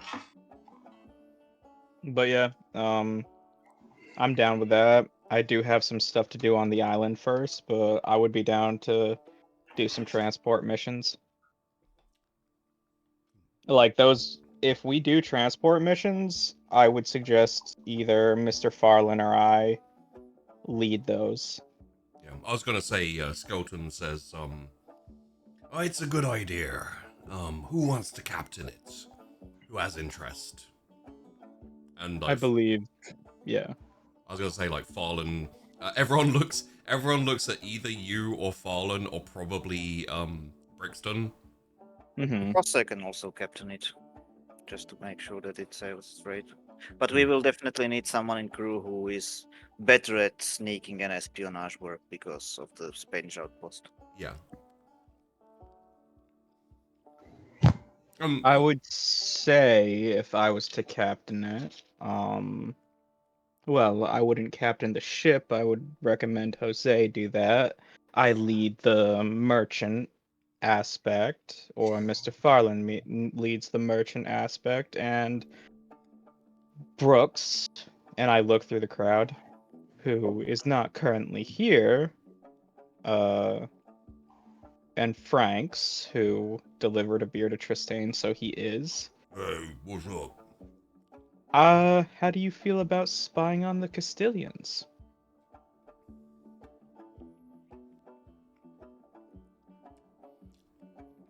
How many do we have to kill? Preferably none, but as many as it requires to get the job done. Oh, I like that type of job.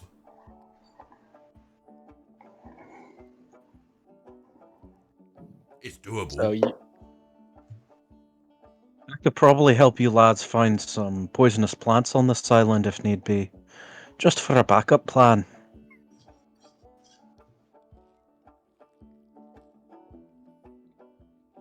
Wait, there are poisonous plants on this island? Poisonous plants on every island. So I shouldn't just be eating random ones I find as I'm wandering across the island? No, that's how you find the poisonous ones. I would recommend that you let me see what plants you want to eat. It's sort of not a good idea to eat random things you find. Agree to disagree.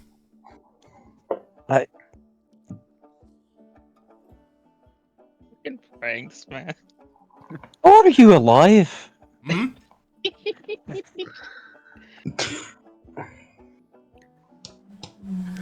Yeah. I can tell you right now, I don't know how useful I'd be in an espionage mission. But if you need skulls cracked, I can definitely handle that part. Brooks looks up at you and says, Franks. Thanks. sorry, sorry. Franks looks up at you and says, I know, you seem like you'd be a pretty useful wall to hide behind.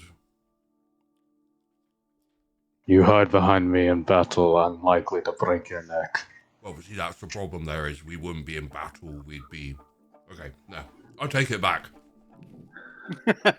No, he just like lifts up the axe. This thing has a wide arc.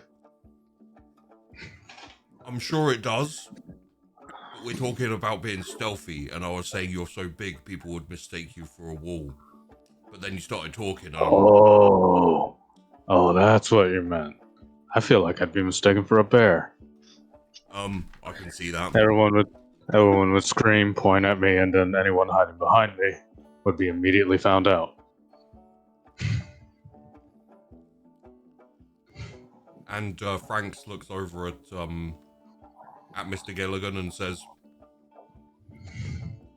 do you have, like, irony and metaphors and all that kind of thing over in your land? Of course, but you have to say it, and he speaks Vestin. You have to say it like this. Bowden, you are the equivalent of a wall, and because of that, no one will judge you as long as you turn around and show your back. But as you are a fantastic warrior, you don't show your back to the enemy. So they will see you as a bear and scream and run away. I speak back in Veston. I understand, Mr. Gilligan. I'm just pulling this one's leg because he's an idiot. That is fair. Invest in. Yes, unfortunately, there is a breakdown in translation, Franks, and this is in Old Thayan. There is a breakdown in translation. Unfortunately, the irony and analogies don't cross well. But it just nods. I understand what you mean now. Oh, okay, good. Didn't really want to learn all of that, what you just said there. But my previous offer stands. If stealth breaks down, or you just wish me to come along as extra insurance, I don't mind. Well, it's always nice to have a plan B. True. Speaking of which, I need to go speak with Brooks anyway. I know Snorri and his men are looking for a blooding as well, so they might come with you, Bowden. Who's snoring? They're the Vespan guard that have been hanging around Gilligan lately. As you say that, 3 or 4 like big fur-ridden, muscly, axe-wielding, etc., men come like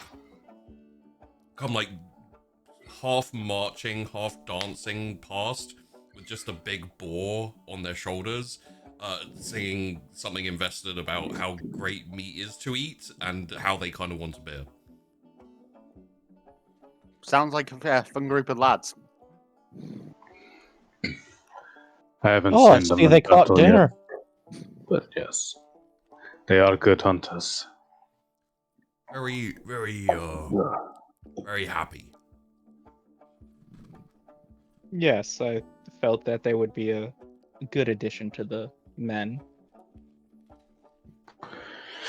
Or, I think, Skeleton would say, and, they are aware that we're pirates, yes?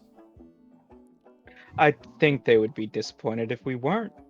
Ah, okay, good. I was a little bit worried From- that they thought we were some sort of sword group or something. Well, what is a raiding company if not another terminology for pirates? True. Speaking of which, how is the crew when it comes to on land combat? I guess to put it, because I know ship to ship combat is one thing. It's a whole different thing when you're on even ground against someone who's used to ground and not currently suffering sea legs.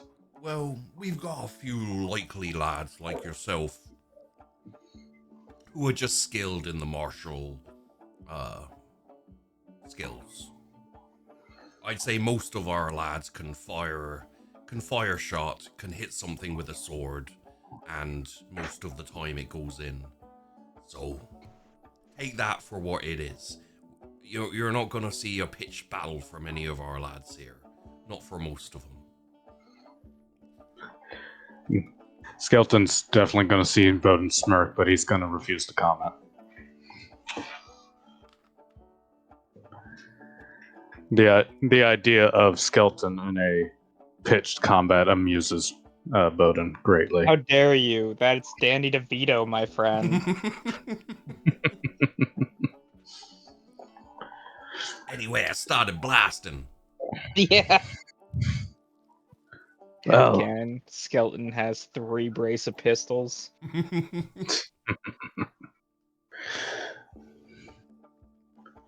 Well, worth their salt, so we shall say.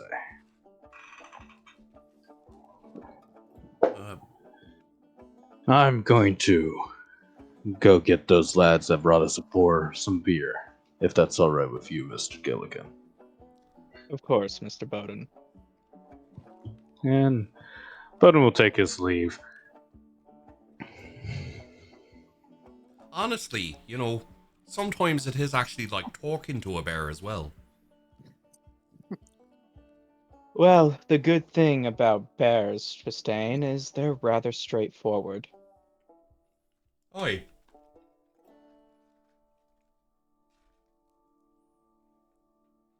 That's what you get.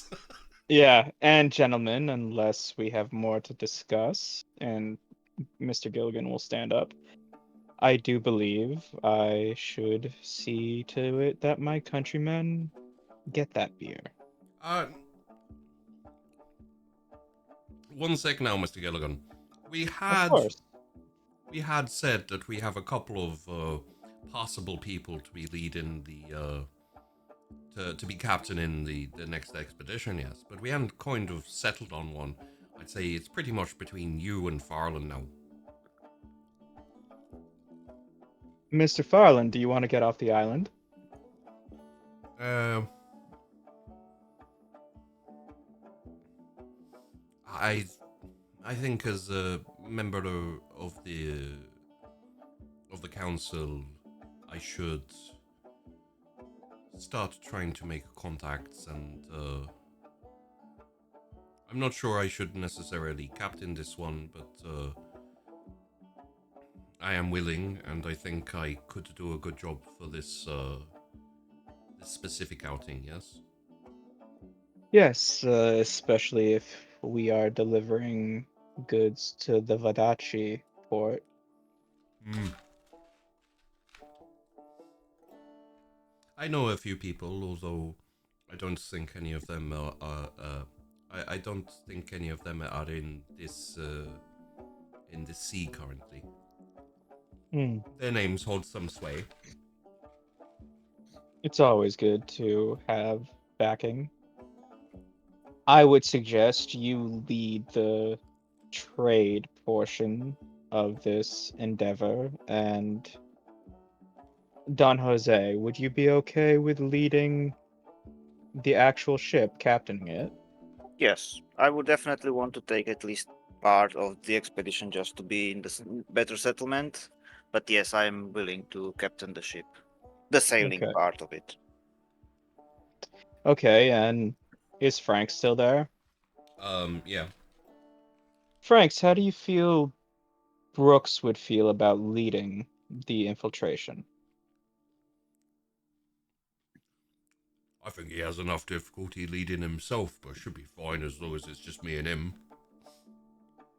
With Bowden and the other Veston bears backing you up in case things get nasty?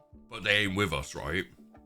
No, Like they'll they're stay near. They'll yeah. stay near the landing, the initial infiltration point, while you sneak into the port.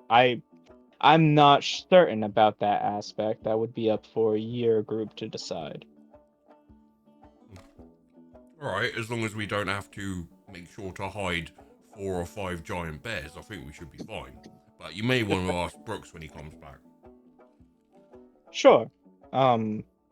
And I will turn to the rest of the table. Specifically Tristan, since he's the one who asked this.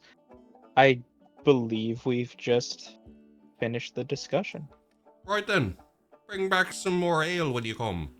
Have a good time. How about rum? I just got a few casts. Ooh, that would be lovely. Yeah. And Really, Gilligan will can we go. also consult Lockbox on what sort of exotic food or spice would he want to bring? Something good for cooking to support the morale of the men. We could maybe make up a list or something. Yeah, a list would be helpful. Very Well, cool. seeing as Mr. Farland, you are the head of the trade delegation this time, and he'll he'll put on a winning smile. I do believe that list is something you'll have to do. I'm gonna Yeah, go drink with my. we have to also I'm contemplate. literally exiting the scene. I'm gonna go drink with my boys. Okay, we have to contemplate both what kind of shipping budget we have, and then it may be Don Jose, if not Regid, or actually Farland can also do it, to like consult most of the crew what would they wish to have, unless we just stick with Logbox cooking skills. Yeah, we'll probably just stick with Logbox cooking. Yeah. I'd say after this meeting, which I think we've hit the end of the meeting though. Mhm. After this meeting, a shout goes out for the next planned expedition, like what the details and everything is. I don't think you're going to, unless specifically requested, I don't think you're going to get Skelton or Raggett or Tristain coming with. But obviously Farland's in charge of the negotiations and etc. Mhm. Down to the rest of you as to whether you're coming along or not. If Farland approaches me to help with the Veston side of this transport, I will. But if not, I'm going to stay behind and start building houses for my house Carls. Yeah. I suppose before all that, I have to meet up with a particular cook who may know a lot more about these plants I've just picked up. You said plants, right? Well, kind of. Yeah, some plants. I did find some small apple little king things. But yeah, I don't know no. how useful those apples are. So there was a little bit of a hink as you were talking, so it sounded like pants. So it sounded Oh, like right. I want to show him the pants I just picked up. Definitely And, not Well, pants. well, you see, Brooks actually killed another crocodile, and he now has crocodile skin pants. So of course. Yep, I single-handedly murdered the crocodile. Okay. knifed him in the kidneys. Yeah, but Tristan drank a crocodile to death. Yeah.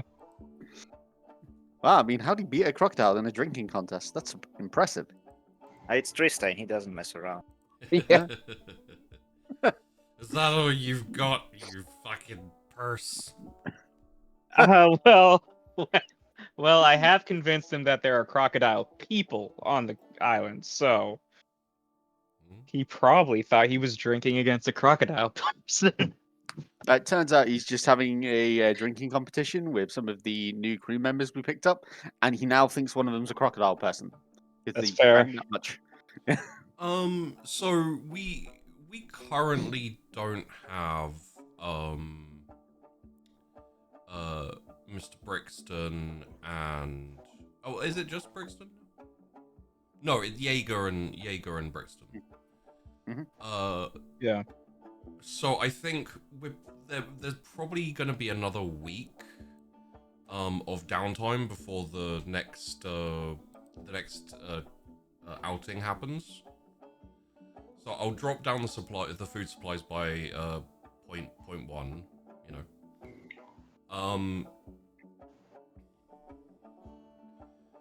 Question. Oh, not question. For the next week or so, if you'd like to dedicate yourself to a project or some projects, we'll run through that momentarily. For the sake of like them still being involved and being influential in things happening, I will say both of the missing players, their characters can contribute with a bonus dice, like 2 bonus dice for the week. So you've got 4 bonus dice that you can divvy up among you, depending on, I would say, your thoughts on who they'd be most likely to help and what they most likely would be interested in doing.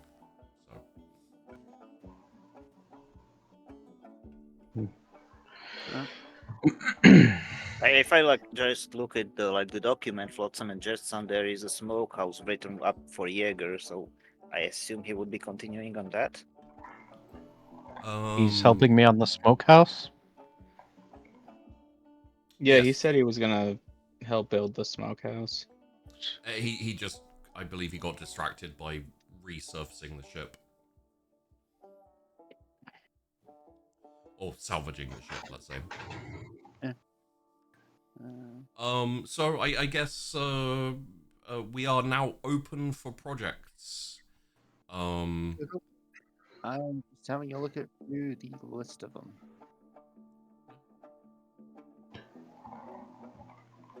I need to get with Brooks That is true. because I have some requests for some items that I believe Brooks could supply me with.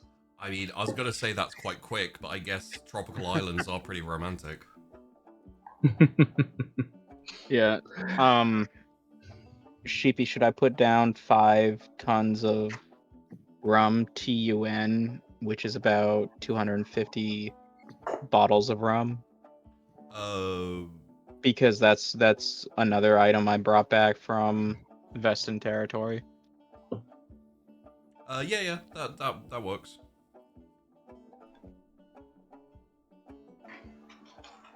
See, The weird thing is, I probably would be starting to try and build myself up that small smelter that I'm after.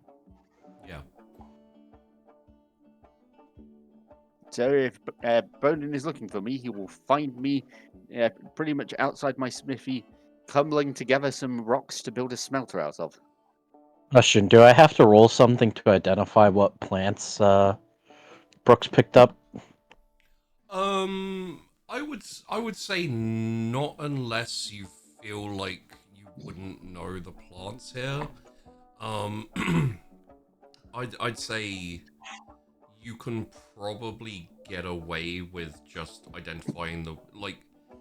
It's difficult, right? Because there's probably plants here that you don't recognize, or that you've only vaguely heard of and you don't know that much about. But generally speaking, this type of thing is your area in terms of like food and stuff. So I mean, I would definitely have gone to him at some point and asked him, I found these things laying around. I don't suppose any of them are dangerous, are they? Just so I don't kill myself? yeah. Well, this one makes you shit your brains out. Okay, I'm going to put that in the tempting pile. Look, you never know. With some of the food we've been eating, I might need this for later. Yeah. I am quite offended by that. It's nothing you can do about it, unfortunately. If you had better stuff to cook with, I'm sure we wouldn't have the problem. Well, you're Oh. just getting gruel for the next couple of weeks.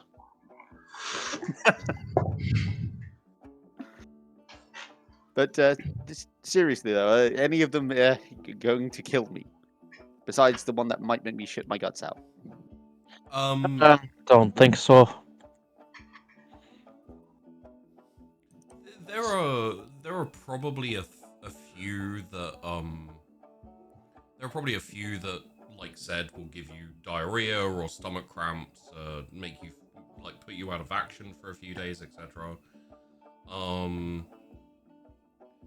I would say going past that, generally speaking, you're probably going to want to process the I mean, I am keeping in mind of the ones he's saying are going to make me ill or put me out of action. Because those are the ones which you write down if you are going to make a poison out of them. Yes. You can definitely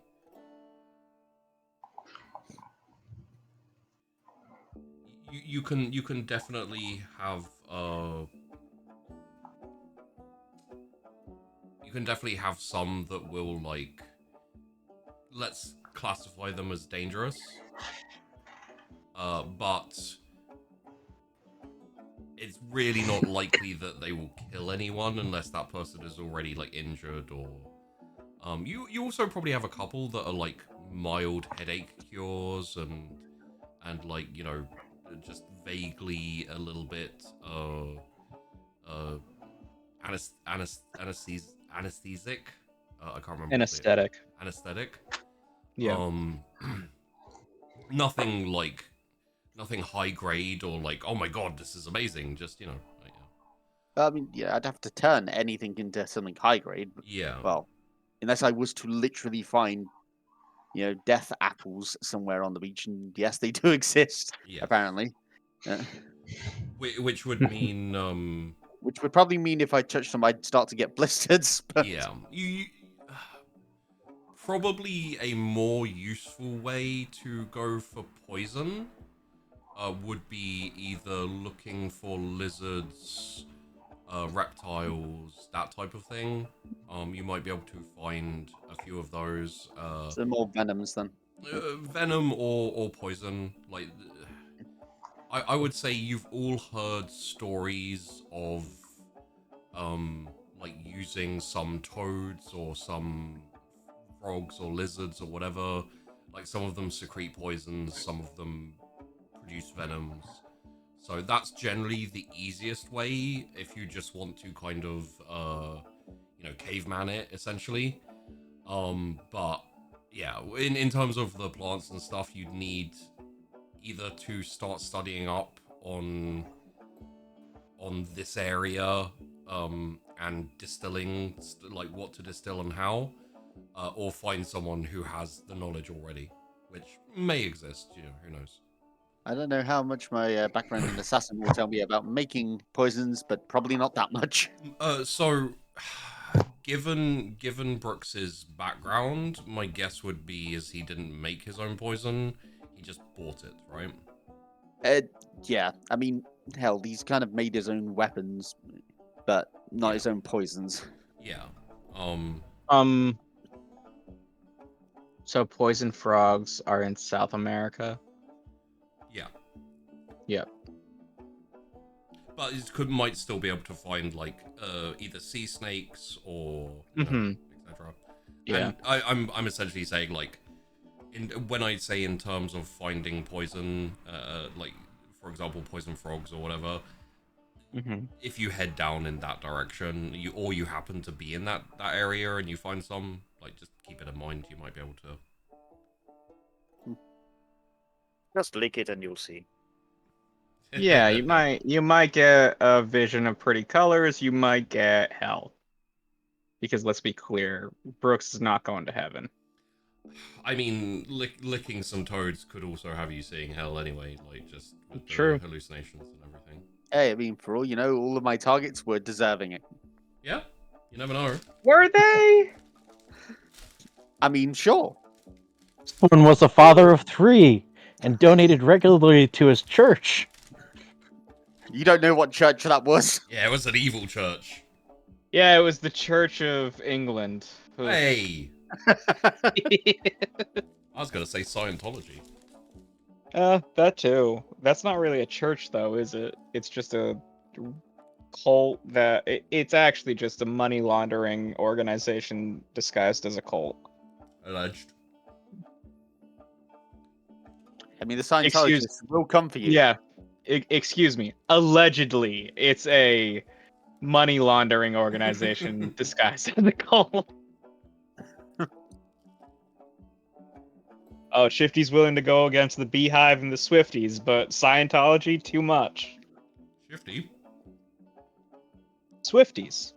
No, you said Shifty is willing to go against the Swifties. Well, I bet Shifty is willing to go against the Swifties. I'll have to talk to Slim Shady, see if he knows Shifty. Yeah. I mean, you know, I just like crapping on that type of thing. It's funny. Yeah. All right.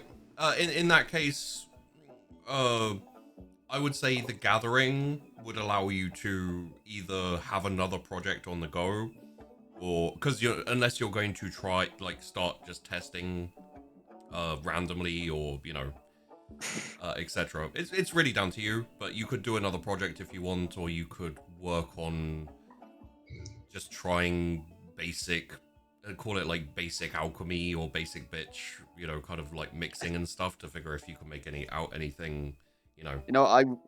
Because I think it'll be fun. I will try some basic alchemy to see if I can turn any of the things I'm collecting into something a bit more useful. Okay. Yeah, as for what kind of useful, I leave that up to your discretion. Leave out some bread and make penicillin for us. We're gonna need it. I don't think I'm going to be that effective, but I don't think any one of us, maybe the medic, has enough knowledge to know what fucking antibiotics are. Yeah. They're not invented yet. that's how penicillin was made. Yeah, that's what I'm saying. I need someone to invent penicillin way early. I just leave some bread out and I make a penicillin. I don't Yeah. even think we know that there is something like a bacteria. What is bread? Sorry. Can I just say as well? I find it funny in the notes as I'm looking at the NPC crew. Nearly all of them in brackets are Avalonian. Like, Yeah. um. Well, yeah, that's important to my character. Are they Avalonian? Are they Innsmore? Are they Vadachi? It's important. How the hell are you going to? Sorry. How the hell are you gonna figure out what Master Gunner Rowan is? It's guesswork, okay? Yeah, that one's purely guess. I was pretty much All of them are Avalonian except Farlin. Rowan sounds English. We'll go Avalonian. It's actually just everything. Yeah, He is he's the actually Omni. Grumble, he's grumble, actually American.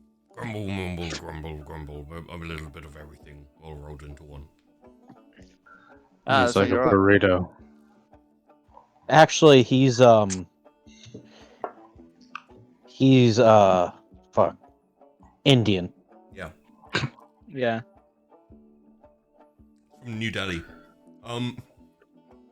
Damn. Avalon's definitely colonized more of the world than we thought they did. Oh, you don't want to know. Yeah, that seems about right. Like, a Yeah. fair number of them are Avalonian, to be fair. But, yeah, so, in that case, could you please... Would you kindly? Roll me a wits scholarship and a finesse. So wit scholarship. Finesse And that- perform, please. Okay, I have to break in here real quick. Germ theory started in 1668. We're very close. Boom. And then We can have germ finesse theory. forms. Finesse. Okay. Oh, this one I may actually have some chance with. Come on. Okay. I was never going to be very smart, but at least I have fast fingers.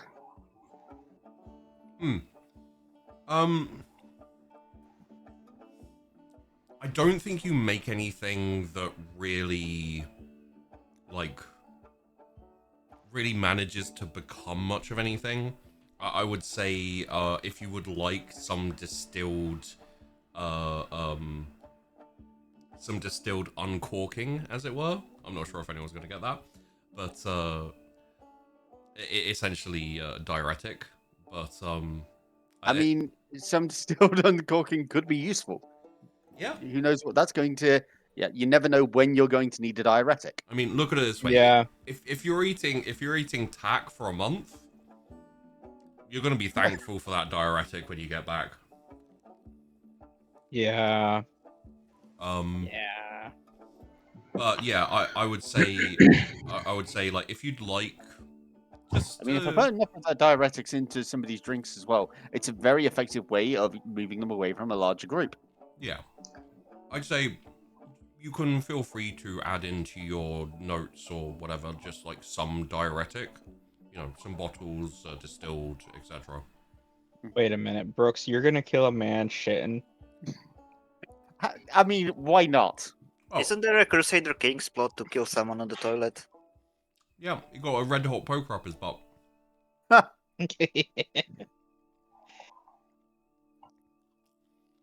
Which is why I always look down before I go to the toilet.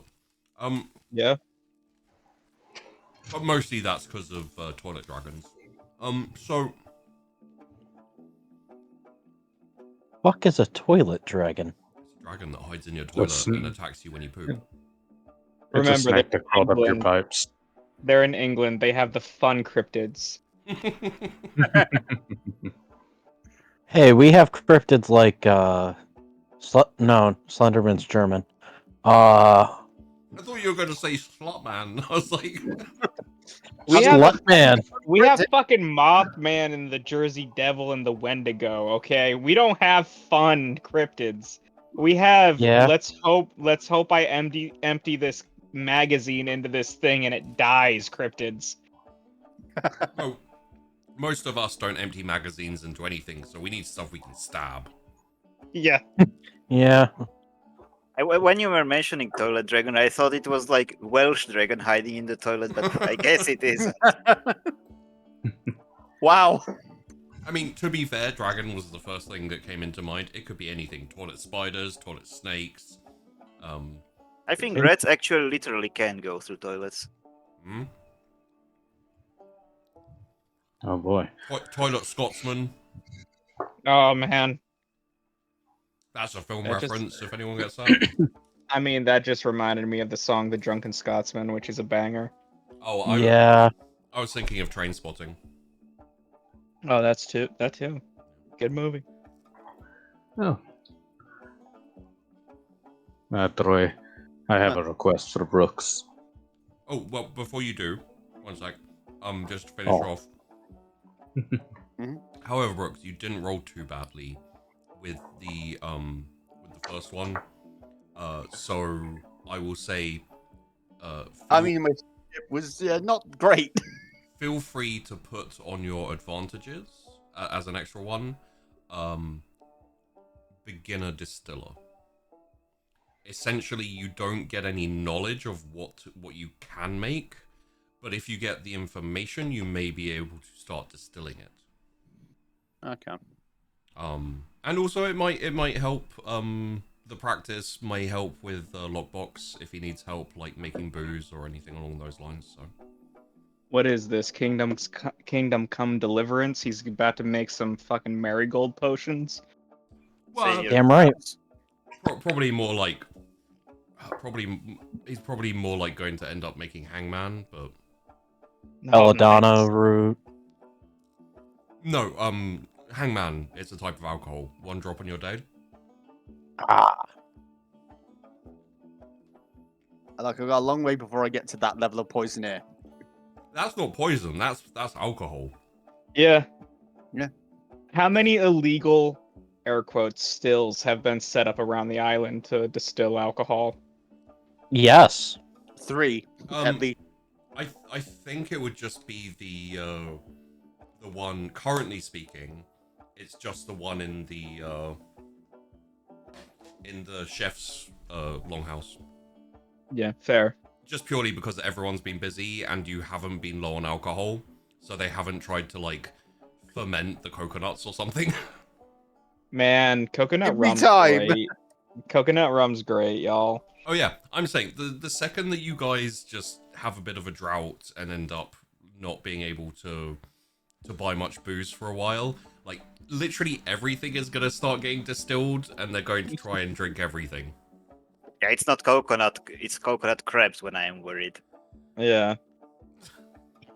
Working on distilling. I just don't know it yet.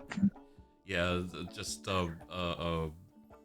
Tristane sitting there trying to ferment a crab or like a tortoise or something. Like, come on! Gilligan walks into by with like alcohol. Gilligan walks by with a bag of coconuts, looking at Tristan. You know what? No, you do you, buddy. I'm just I've never fermented something before. How the fuck do you ferment a turtle? well, you Not boil careful. it. You boil it, and then you have the snacks. I'll bring the alcohol. Okay, we're just. Saying that's a crab. I hear crab's delicious. I don't know. Do we have butter? Like, Wait, can you ferment crabs? Let's have a laugh. You Why shouldn't you?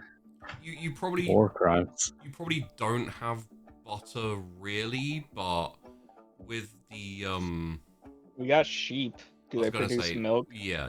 With the sheep you could maybe. I feel like goats is more of a thing than sheep, but I imagine. Yeah, I was gonna say I've never heard of milking a sheep. I think it is a thing. Cheap cheese definitely is a thing, and you kind of need Go milk in. for that. Go into the Googler. Can you milk a sheep? Yes. Yep. There are even specific breeds of sheep that have been developed for milking. Yeah, I'd say these aren't specifically developed I for it mean- or anything, but you can probably Yeah. yeah. Like the thing is you're not going to have butter. You can probably make butter when needed. Yeah. Is the more it's just like the same way you're not going to have milk all the time because that shit goes off quickly. Yeah. Man, this game is this gift. Yeah. Hey, when was germ theory invented? Earliest 1658. So We could actually have germ theory. Germs could be something we understand. Maybe. I don't know if we have that much elite doctors in the crew. I don't know if we have many intelligent people. Mm. I mean, you've got some bears, you know. That's Yeah. Okay, what's everyone's highest that's a stat in scholarship? Mine is 0. I have 2. I have 2 in scholarship and 3 in wits. Oh, okay, we have Let's one see. smart person. I have I got 3 in scholarship. 3 in scholarship, 2 in wits. I actually went to school. I also went to school. I did as well, but for cooking. Yeah.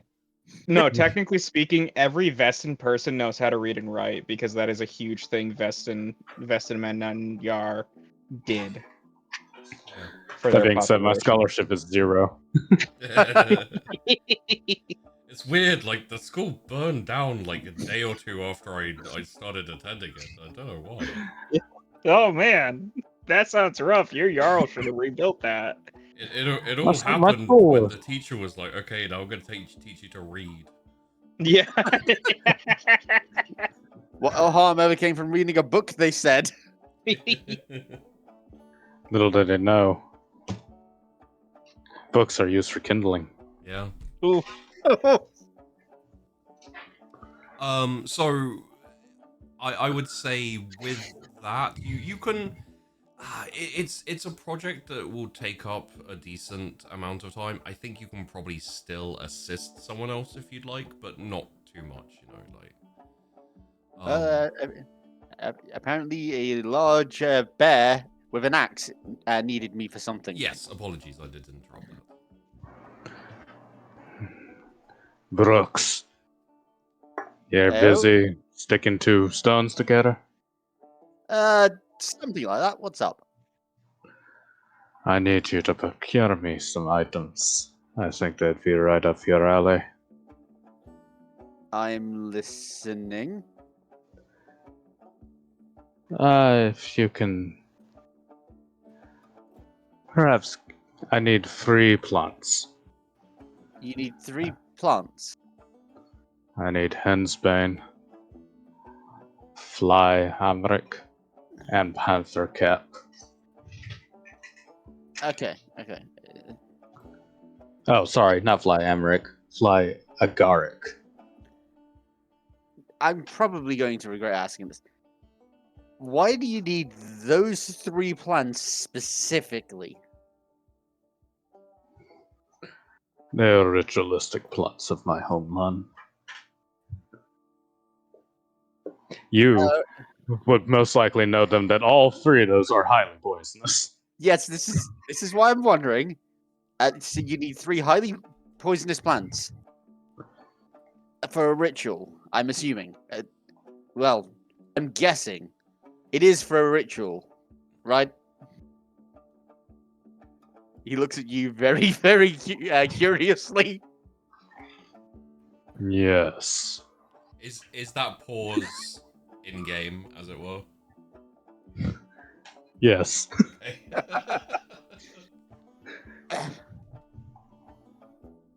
I don't think I've seen. Actually, I'm pretty sure I haven't seen any of them on this island. Where am I getting these from? Whenever you're in port of another town, you can probably get your hands on them. I figured you would have connections better than mine for these things. I mean, I can. If most of the crew find me carrying any of those fruit, they're going to ask questions. I mean, And if they ask right. questions, you send them to me. And they won't be asking questions anymore. I admire your confidence. Look, Except for maybe, can anyone help me find my teeth?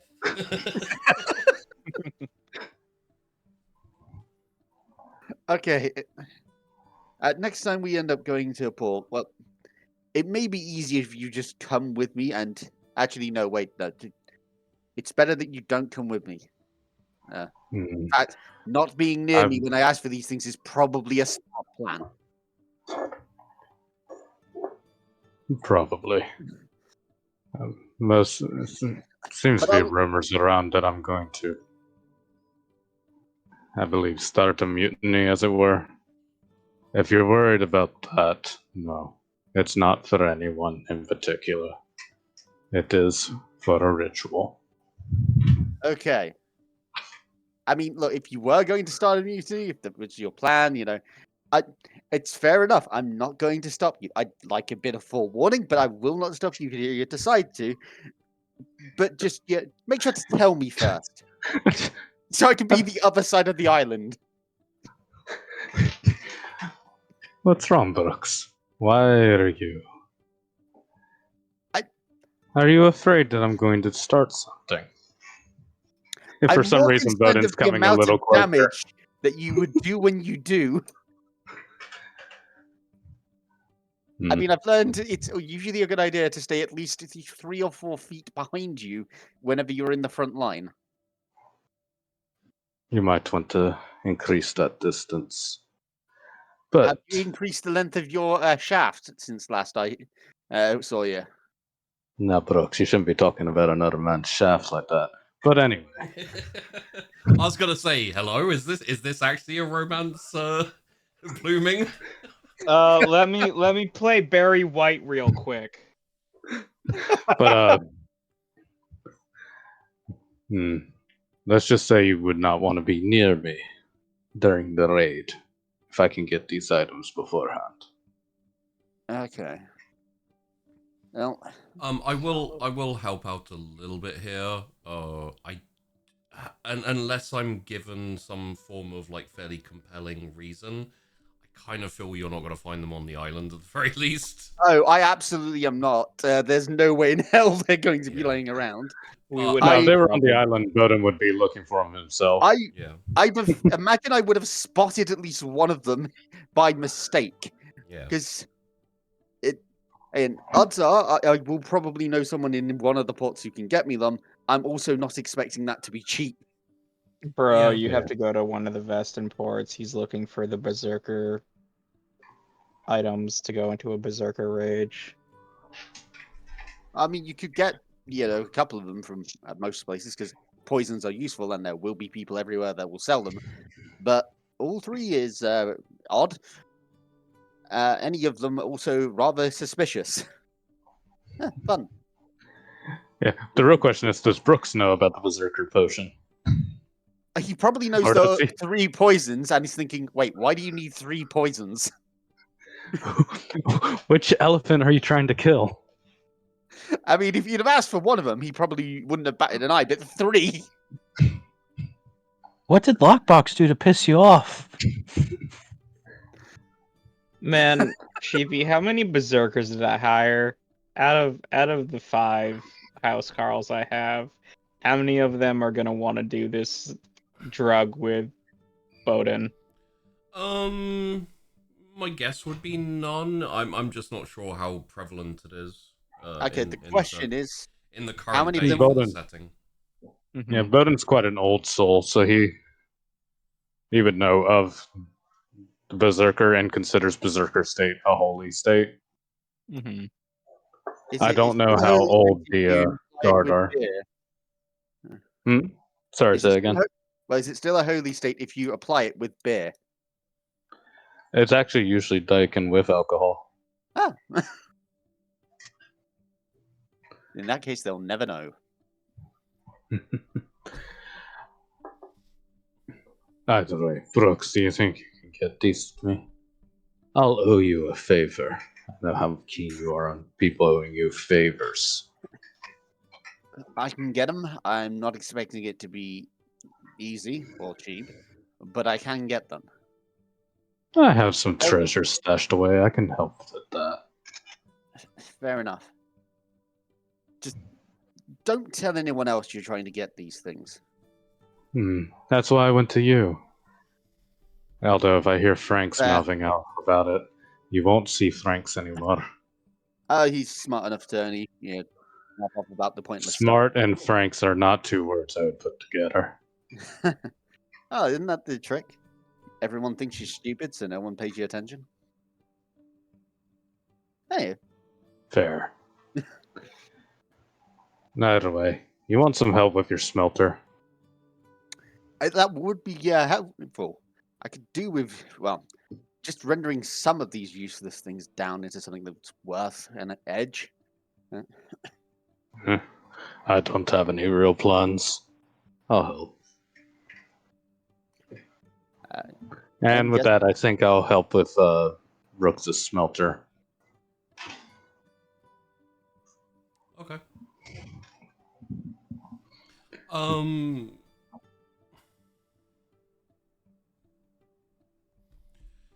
I is there something else you would want to be doing as well, Bowden? Or is the smelter the only thing during this? I am time going to period? try to, because eventually I will want to lead a raiding party, so I guess I'm going to try to curry favor with the crew, as it were, Okay. of some capacity. So But you'd like the opportunity to just generally have a bit more free time to help out around the place? yeah, All right. since I have a pretty good lodging and stuff, I can just help around. The other question is like how advanced are we talking about for the smelter? Are we talking like a construction, or are we talking like a very simple kind of like hole in the ground type thing?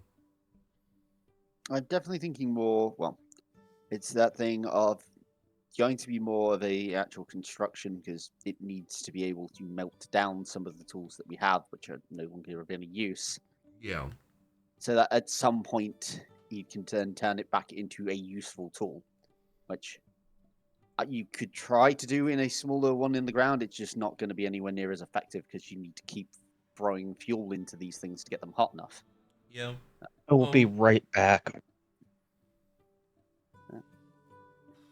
And it's that whole thing of slowly but surely everything builds up to the point where you can actually make a brand new swords. But that, again, it is that whole thing of this is the stage one of right. I can take useless metal and turn it into useful metal. Yeah. Okay. In that case, I would say I think it's something you can do. Obviously, it's not going to be like industrial. You know what I mean by industrial. Like it's not going to be top tier. It's going to work for purpose, right? I'm thinking, well, the whole smelter kind of thing in Valheim, that kind of thing. I haven't played for Valheim, but Fair enough.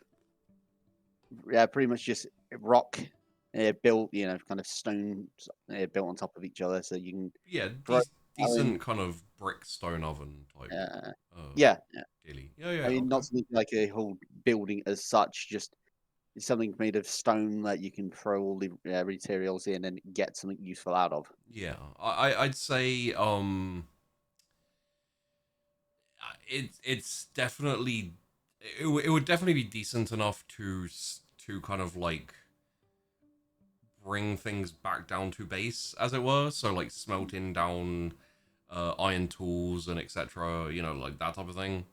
Nails and that and so forth, and being able to kind of repurpose them, etc. When it comes to like high quality steel and stuff, you're probably gonna end up with something a bit less good. Yeah, it's that's not kind going to of what be it looks like, Jose. that works. It's not pretty, but that's what the Google says for bloomery. Yeah. So, Again, it's enough for some of the more basic things. Yeah. It's not much use for steel because that I'd need a proper furnace. Yes. Okay. Cool. In that case, I would say, But copper, tin, iron. Yeah. I would say you would be able to get this built, and Bowden, you would be able to generally help out the crew, like I'll say get in their good graces for what that's worth. You won't be able to you won't be able to like assist the other projects with like a dice bonus or anything unless you do a roll and roll well. No, I'm definitely trying to get into the graces with the crew. Okay, yeah. Even if I will point out, though, while I do have some convince, my best stat when it comes to social interactions is intimidation. Yes, So yes. there might be me trying to get good graces, but there also might be people shutting people down who dislike me. So like, essentially, getting some goodwill by going around and helping people with their projects and that type of thing is a great way to not require a dice roll when you ask people to help you or to, like, you need favors and etc., right? Oh, okay. Yeah, I get what you're putting Yeah, down. yeah. So, like, your inability to be convincing or charming doesn't mean you can't find ways around that, and goodwill and like doing helping people out is one way to get around that, to avoid having to make the bad rolls, basically. So Yeah. yeah, that works for me. In that case, who else is up? Anyone? Are we going down, or are we just saying what we're doing? I would say just, whoever wants to go next, really. So most specifically, I'm looking to build more Vestin lodges for Snorri and the gang, but I'm also looking to help others increase their housing. So going from a lean-to to an actual hut, or preferably some form of log cabin. Yeah.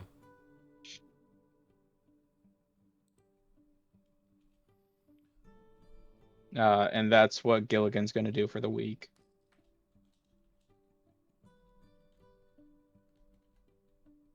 Like, maybe I misunderstood well. If I am sailing, do I still have time for this? I assume if I am on the ship, I do not get to do anything. So, the ship isn't leaving for a little while, about a week. So this is just the projects you guys okay. are doing during the week.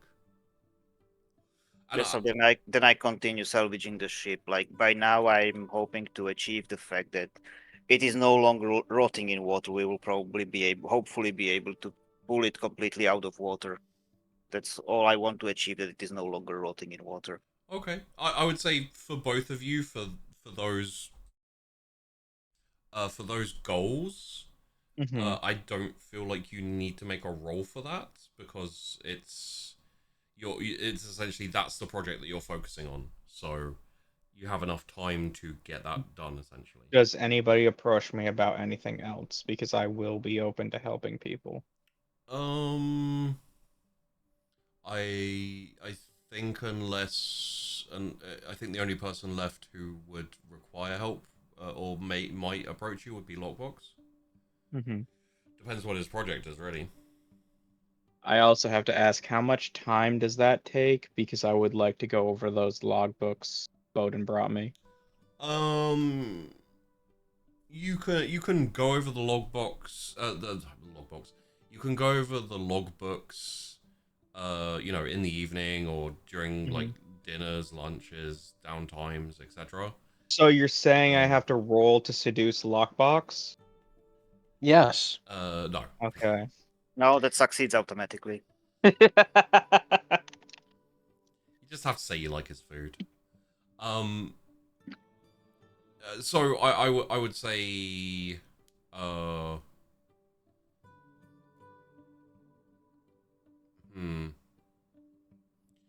don't.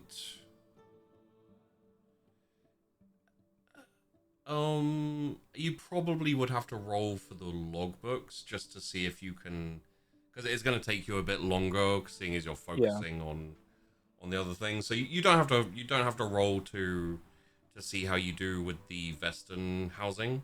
I think. Okay. With them helping you as well, which I'm assuming they're kind of mostly doing. You can get that set up in a week, I think, but Okay.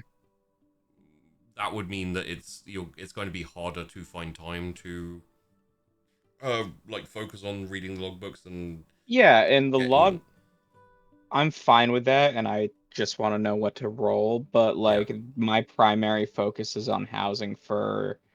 primarily the Vestin, Yeah. but also helping out the wider crew with setting up their housing. Okay. Yeah. In that case, I will say please roll me a wits, and I think scholarship probably makes the most sense. Okay. And That's a 29. if you have any like advantages or traits in regards to like, I have the Lyceum, but that's not for that. Okay. That's for if I try to convince, intimidate, or tempt anyone. All right. Let's have a look here. What type of thing are you looking for? Or are you just kind of getting a general vibe of the... That depends. Yeah.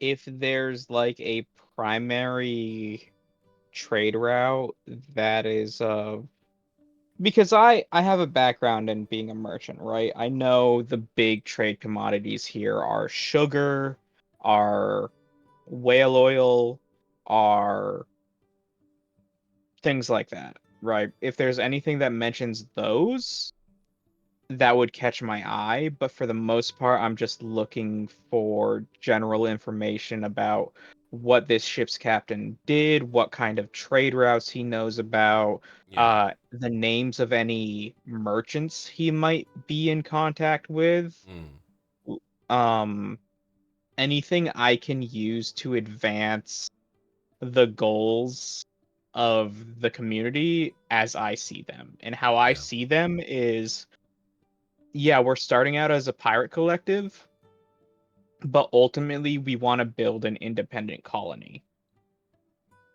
Yeah. Yes, there is something I can give you, which is that the logbook recounts a originally from the more western port, the one that's actually built and established. Yeah. They were running, like you said, like sugar and tobacco and things like that back east to the homeland, let's call it, to Castile and etc. It had been a regular run for a fair while, which is represented pretty decently in the books. The problem is like essentially the from the Ison port on the map, Yeah. all the way down to the south. Mhm. You see a distinct variation in where they come through. So I'd have to hit them around here. So generally speaking, you'd have to get very close to the Castile ports to be guaranteed of catching them either coming or going, which obviously is a little bit of an issue because that's where they tend to patrol. Yeah. However, there is one thing of note, a pattern. When the storms roll through the area, it presents the captains of the transport ships with a choice. Risk being pushed onto the rocks and land mass south, or go in a much more narrow north area. Essentially, there are about 4 or 5 instances where there is a storm in that area, in that kind of like fairly large mass of water, which is open and difficult to, like search through. Yeah. Where they are forced to go within essentially pretty much almost eyesight of the Ison port to go around the storm. So It's not necessarily guaranteed.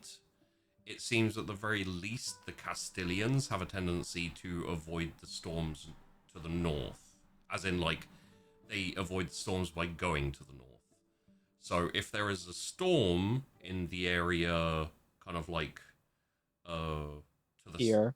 or even further south, like that big open area just above the landmass, Yeah. you're going to be able to almost guarantee catching someone slipping around the north of that. Okay, that's good to know. And what they're producing is sugarcane, right? Yeah, sugarcane, some tobacco, that sort of thing. Sugarcane and tobacco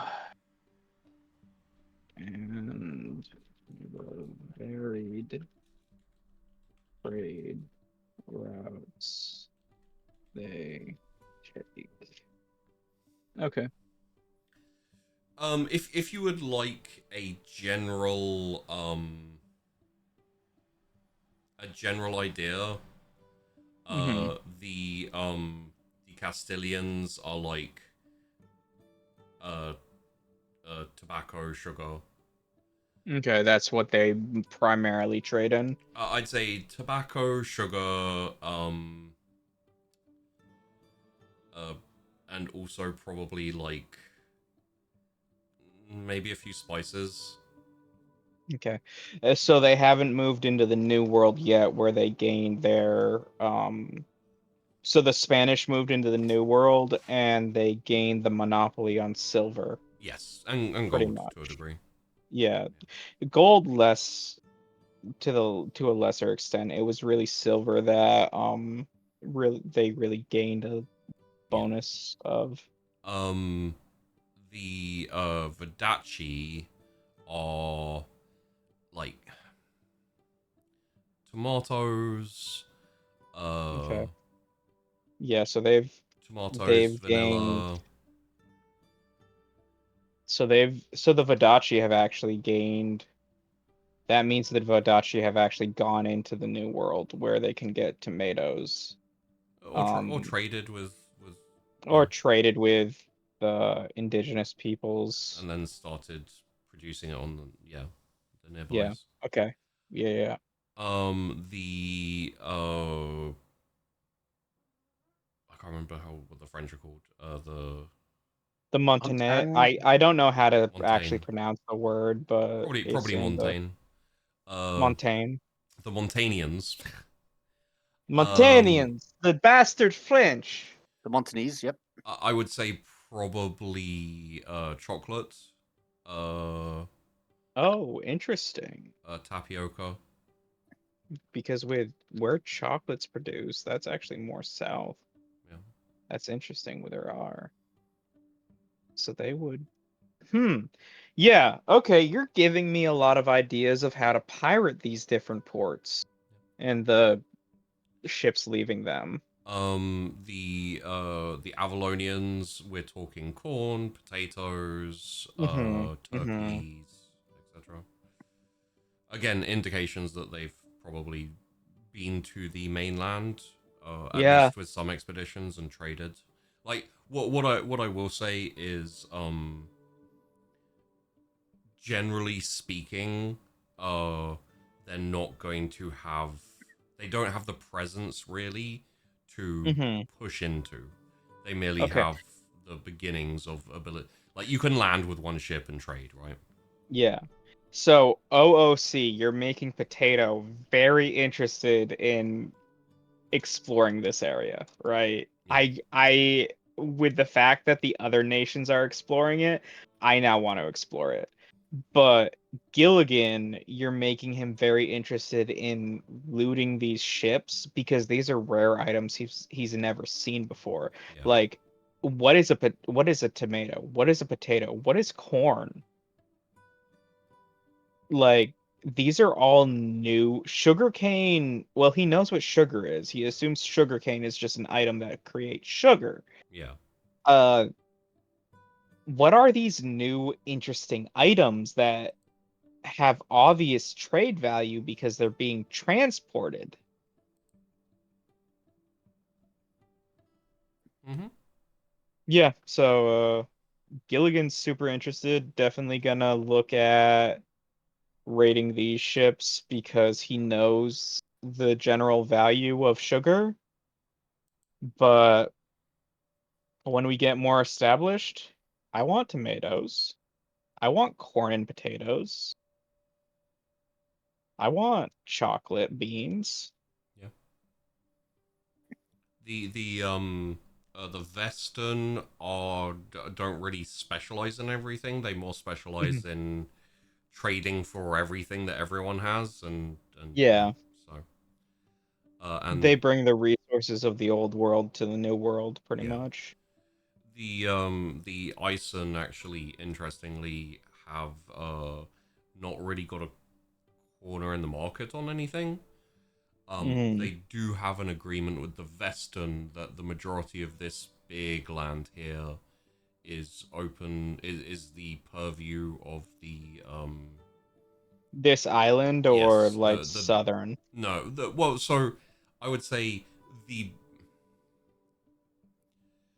big island itself, and then also to a degree the southern, is in the domain of Eisen. Okay. However, anything they produce um find, all of the business from that is the specifically will go through the Western. Okay, so they produce it, we sell it for them. Yeah. Nice. It That's good. it's such a Western or Vodace, no offense to those two, but Yeah. it's such a way of like, you take all the risk and we get some reward, a safe reward, Yeah. you know. Yeah. So that's Yeah, what those two places are doing. so just from what I'm hearing, Yeah. we don't really want to raid the Vestin or the Eisen because their shit's already going back to Old Thea. Like, that's actually going to be dangerous to raid because when Old Thea doesn't get its items, that's a problem. Well, Uh, so I'm I back. oh, welcome. Oh, sorry. I also see that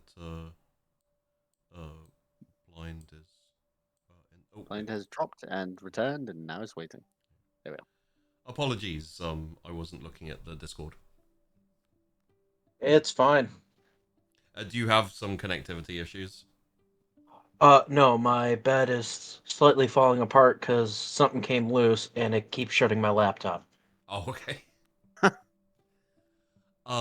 So essentially, like, you can 100% still pirate those ships because generally yeah. speaking, all you're doing is changing the seller, right?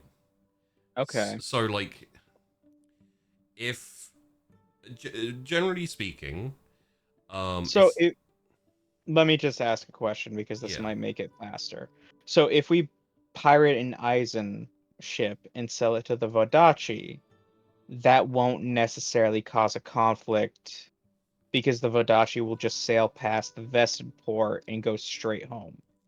Yeah, and for the most part, like, unless we're talking, you know, an entire galleon of Yeah. like specifically chocolate or something, Mm-hmm. like, everyone has their hands a little bit. They're all trading as much as they can, especially with the Western who have access to most everything via trade deals. Mm-hmm. Again, the Vodachi as well have a lot of trade deals, and you know, so generally speaking, it's not going to be suspicious if you come past with a galley that is filled with lots of different things. Even a galley just filled with chocolate isn't going to be like, oh, wait a second, we, we make chocolate, therefore that's ours. You know. Mm-hmm. Um. I'd say until you get like a couple of ships and it's just laden down with it, and they're like, wait a minute, we lost a massive shipment of XYZ, or it just generally speaking, it's just going to be like, well, most trade is based off the fact that you will lose like 25% of your goods anyway. Yeah. Like to storm or random accident or whatever. So as long as it doesn't become prolific in one Yeah. area and one thing, you should be okay. You know, And that's up until you have a fleet of like 20 ships and you're literally just fucking everyone over. That's when yeah. it may start becoming a problem. And that's pretty much what my cousin was warning me about, where you don't want to attack a single country too often because then they get pissed. Yeah. You want to be within their margin of error. Yeah. Because then it's just like, well, we lost a ship. Was it pirates? Who knows? Yeah. There's no way to tell, so we just have to assume. And also, if you just lost a shipment that was supposed to be part of your, like agreed upon delivery or whatever, someone turns up and is like, "Hey, are you interested in selling in buying a whole load of this, like, corn or something?" They're generally going to be like, "Okay, I have noted you, and I'm not sure if I'm angry with you or not, but also, yes, please, I will buy that for a little bit cheaper so I can fulfill my obligation." Yeah. My quota. Yeah. Interesting. Yeah, that's good. That makes a lot of sense. Gilligan wants to taste corn and potatoes. Like he he will tell Lockbox about these new interesting ingredients that he's reading about. Yeah. About these potatoes. I feel a calling to them. I know, Mr. Lockbox. I am very interested in them as well. Do you think they would be good with butter? Everything's good with butter, just like I everything's good with bacon. I Oh. completely agree. Well, Avalon has gone up my list of rating targets. Oh, Gilly boy, the taters are calling. You say that, Sheepy, but if you knew you could get baked potatoes by raiding an Avalon ship, you know you would. Oh, fuck yeah. Yeah, You're about to start a whole thing with an Irishman with yeah, potatoes. yeah, Hey, I knew the second I said potatoes it was going to be a thing. yeah, yeah. You said potatoes, and I'm like, what? Wait a minute. I can get some Huh? baked potatoes soon? What's up, Sheepy? Let me get some baked potatoes. About to discover fries and chips up in here. Oh, hell yeah, man. But yeah, that's pretty much all Gilligan's gonna do. Okay. I guess that leaves Mr. Lockbox. So I'm deciding between making the treasury or making more bunkhouses for the crew. I don't know what we think would be more important at this point. Somewhere to store our loot? Bunkhouses. Bunkhouses? Don't have the loot to store. Fair point. Then yeah, I'm gonna be working on bunkhouses for now. Yeah. I mean, eventually they'll all get a house to themselves. Yeah. So, how many more bunkhouses can we get on the island? Alright, so what am I rolling again? If that's all that you want to do, I don't think you need to roll for this. It's something that's doable. So, unless you want to do extra, if then I'd probably want to like pump out. I probably want to work on like my smokehouse between pumping out the bunkhouses, if that's possible. I think so. Yeah, yeah.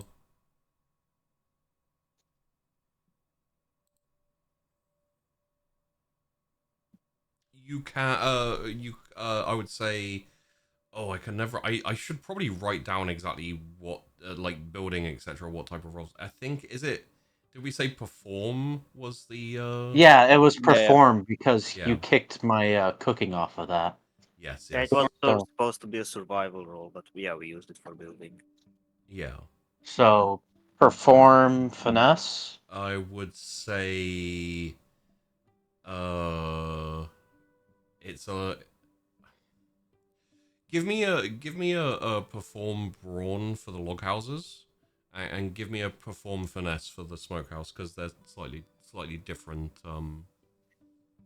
Okay, so I get no pluses for the regular houses. So no one else has used the no one else has used the bonus rolls because they didn't really need to. They had the specific things they were, Well, I see that Jaeger is going to be working on the smokehouse, so I figured I'd get a plus whatever for that. Yeah, so you have 4 bonus dice you can distribute to the projects that you want, essentially.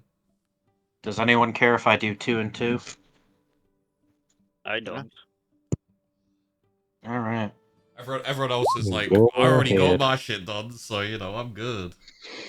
So I did a I'm just 30 on the bunkhouses Okay. and a 42 on my smokehouse. Yeah, It's a little. I'd say finishing touches may be needed on the bunkhouses, but like the things are built, they're functional, they have the basics in them.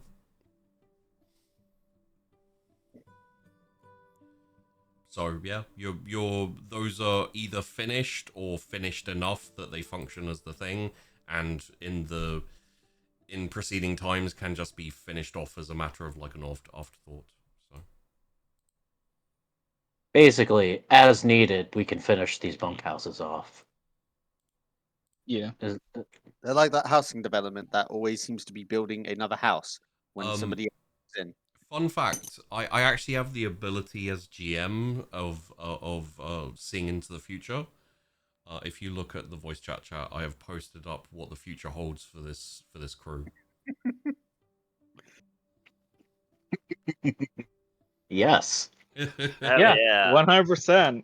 That's awesome. And they're not going to be Avalonian potatoes. They're going to be our potatoes. Oh, yeah, but that's where you take them from. So Oh, you say that, but do you No, think I'm we not just going to start growing potatoes? we just carefully reallocate resources for the Avalonians. They won't even notice. We are strategically transferring equipment to an alternate location. Yes. So at some point, we're going to have nothing to eat but potatoes. Okay. You can live off potatoes. Don't give me that shit. Potatoes and rum. Yeah. hey, potatoes make a great whiskey. Oh, they do. I I'm can't. I so can't. glad I was able to, fortify some dialectics. I can't carry you, Mr. Frodo, but I can take your potatoes. And he just wanders home with a sack full of potatoes. Oh, hell yeah. Just leaves Frodo to sit there on the side of the just fucking mountain. Dies in lava. Yeah, good. So yeah, I would say that that pretty much wraps it for the interim week. Which would lead us to the outing. Which I will put at the bottom here of the handout. So we'll call it the. We don't have a name for that port. No, we do The not. unfinished one, do you mean? No, The that's Vadad. the Castilian unfinished port. I think so far we only have the Western name. Yeah. Well, Yeah. the northern. Oh, well, Yeah. yeah. Which I believe is called Kyola. Yeah, killer.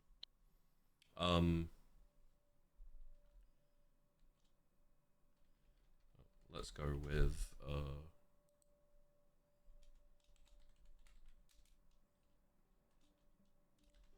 West and Southeast. Keeler.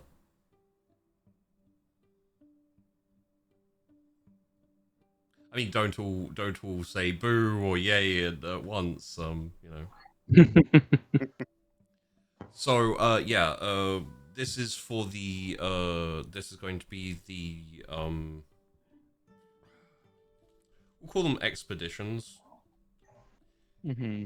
Just purely because that pretty much covers everything, and I think it's funny for you guys to be like, let's go on an expedition, and like a week later you're like burning and pillaging and murdering everything. What does killer mean? I literally just went off Kyola, and I was like, Kyola and Keeler sound kind of, similar. I mean, at some point I do have to go on a shopping expedition. Yes. I'll be Shopping watching your episode? I'll be watching your progress with great interest. So, Captain is Don Fernando. Yeah, I guess. Nominally, it will be Don Jose Fernando. Hey, I mean, you're gonna be your first outing as a captain. You need to be enthusiastic about it, or not. It's fine. Yeah. Stares at God. I Shrugs. I could just see Don Fernando in like a hammock that's like set up, attached to like the mast, and the like steering wheel. I can't remember what it's called. And just like swinging back and forth, like asleep and snoring through the whole thing. Okay, and then we have the merchants is what's his name? I can look at my notes. Wait. Arlen? Farland. Merlin? Farland, thank you. Mr. Farland. And then okay.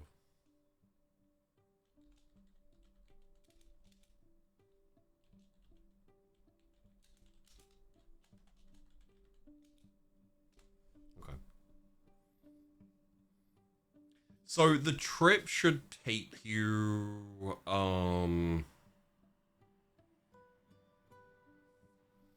just need to look up something. God, I it's always so funny because I'm just like, oh, I could just say something, but I'm like, no, but also,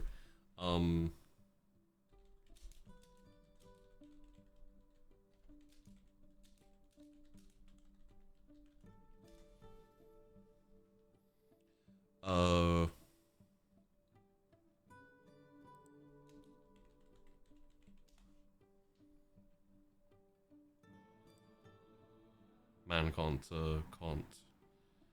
do the trip, can't spell the Caribbean. Oh. There we go. Ah, okay, cool. So the trade winds and the Caribbean but Atabean Mm-hmm. low level jet winds are prevalently easterly. So it'll actually be quicker. Yeah. Technically speaking, it'll be quicker getting there than getting back. But like even still, like there are ways around that. I would say probably a week and a half. But with let's say 2 weeks total, just to cover for it, maybe taking a bit longer getting back. So the total trip will probably be about 2 weeks. Okay.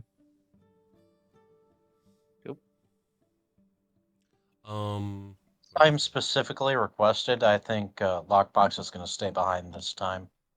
Okay. So yes, I would say that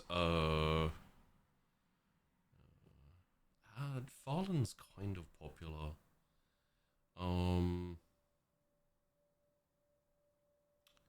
Drilland, Rowan, Lucy, Rick Hill will probably go along.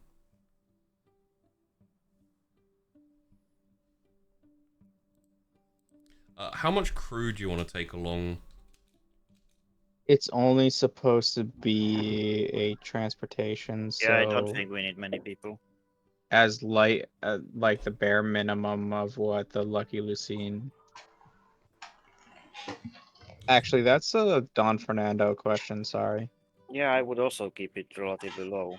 Okay. I don't suppose Brooks or Franks would know anybody else that they'd kind of trust to not get caught. Mm, Just where we're kind of being tasked with the wet work.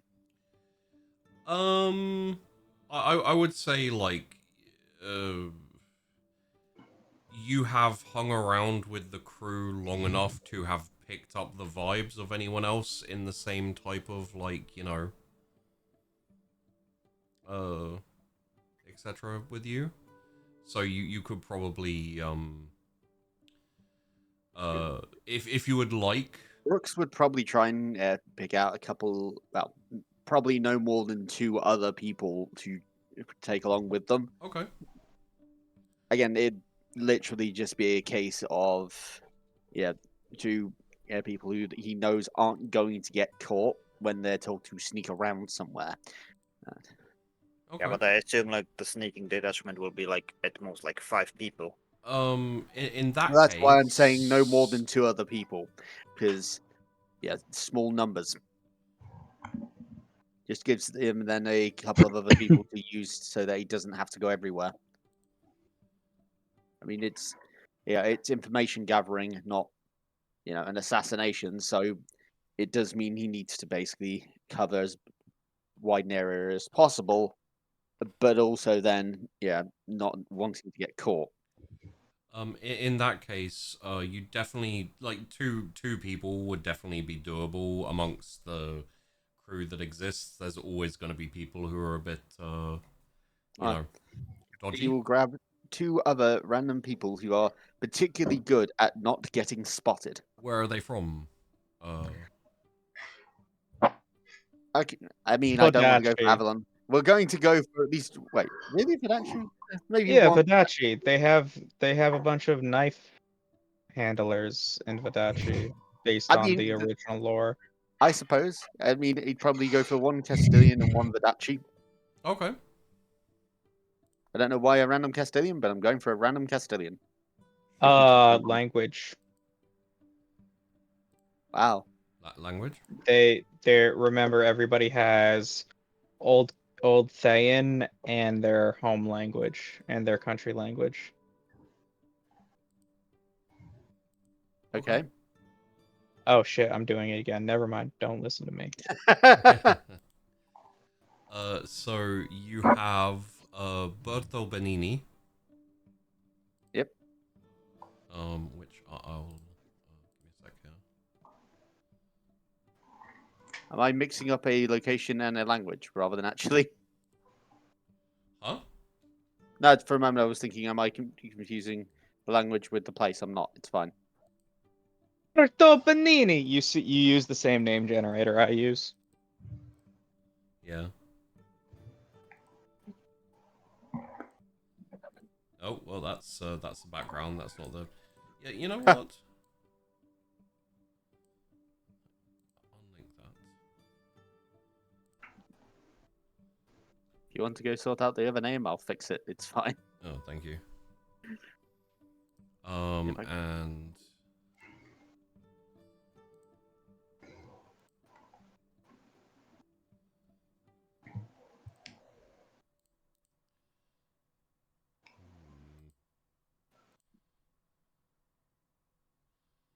I don't even know what that name is. All right, let's.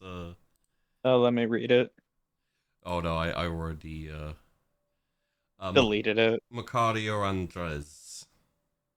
Macario Andresi.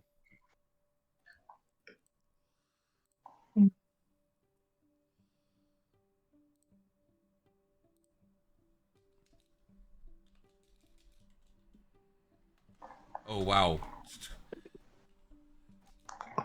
Okay, need to make that a little bit bigger.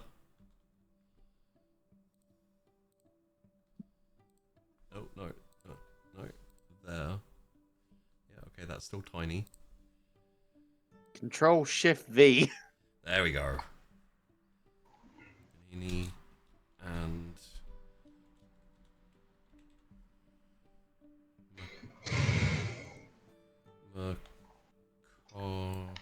Rio.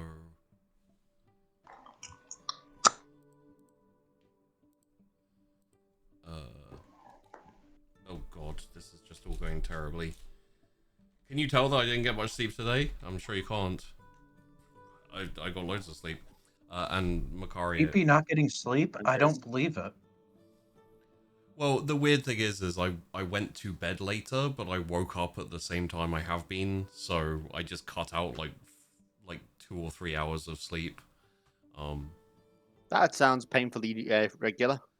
Yeah, like a few other people, I have a bit of a head cold, so and it just is what it is. All right. So yes. Bowden, are you going along for the rage juice, or are you asking? Oh, that's I've specifically put Bowden there because he's Yeah. the quest giver, and it's his rage juice special quest that someone has to complete. Oh, okay. I'm assuming it makes sense that for this trip that would be a request specifically from you, right? So Yeah. okay. It also amuses me to send Bowden on an espionage mission. I know I'm not really doing that, Yeah. but it would be funny. I mean, if we get bored and we need it, or there's a particularly tough part to get through, I'm sure we could use the distraction. Okay. In that case, for the Lucky Lucine, if you want to run a skeleton crew, which is basically going to be running it to the wire, 20 people will work. If you want to run it with minimal crew but very functional, 30 people would probably be a good shout. I think we can get away with 20 people. 20? Okay. It would make sense for a predominantly transport ship to run about 20 to 30, so yeah. I mean, I'd argue possibly going for the 30 just so that that way some of us can do nothing. Yeah. Why would I want someone to do nothing? Because we have to prepare. Off shift. Well, that's counting like off shift, etc. Oh, okay. okay. Then never. Yeah. Would you also, the less people you take on the run, the more people who can work on the island? It's more importantly, I want to keep storage space so we don't have to carry that much food supply, so we can load more cargo.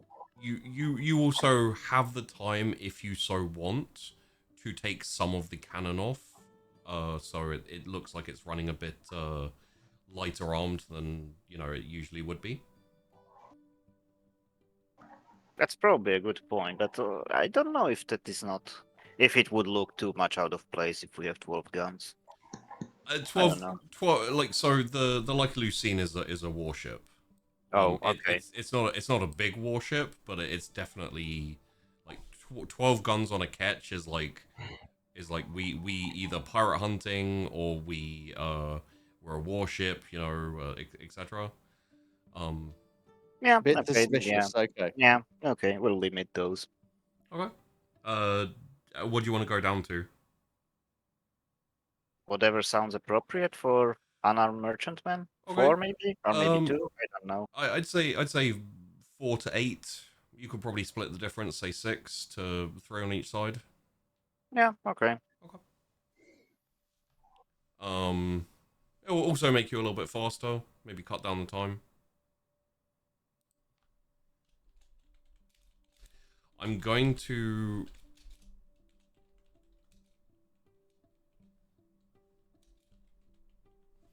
put the ship in as well. Just start making a habit, because I'm very sure that as time goes on, you will have more ships, and it will be worth saying which ones are going out in the expeditions.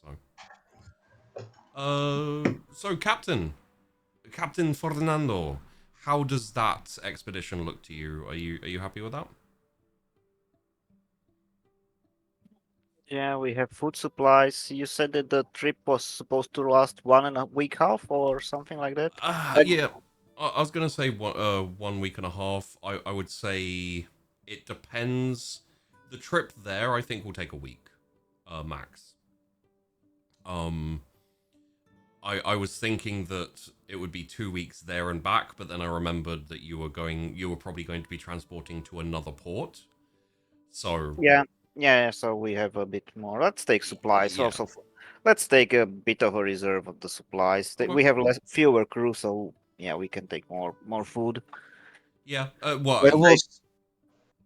I will probably, in case anyone cares, I will probably send Sue and Kristoff as the chefs. yeah. Yeah. Okay.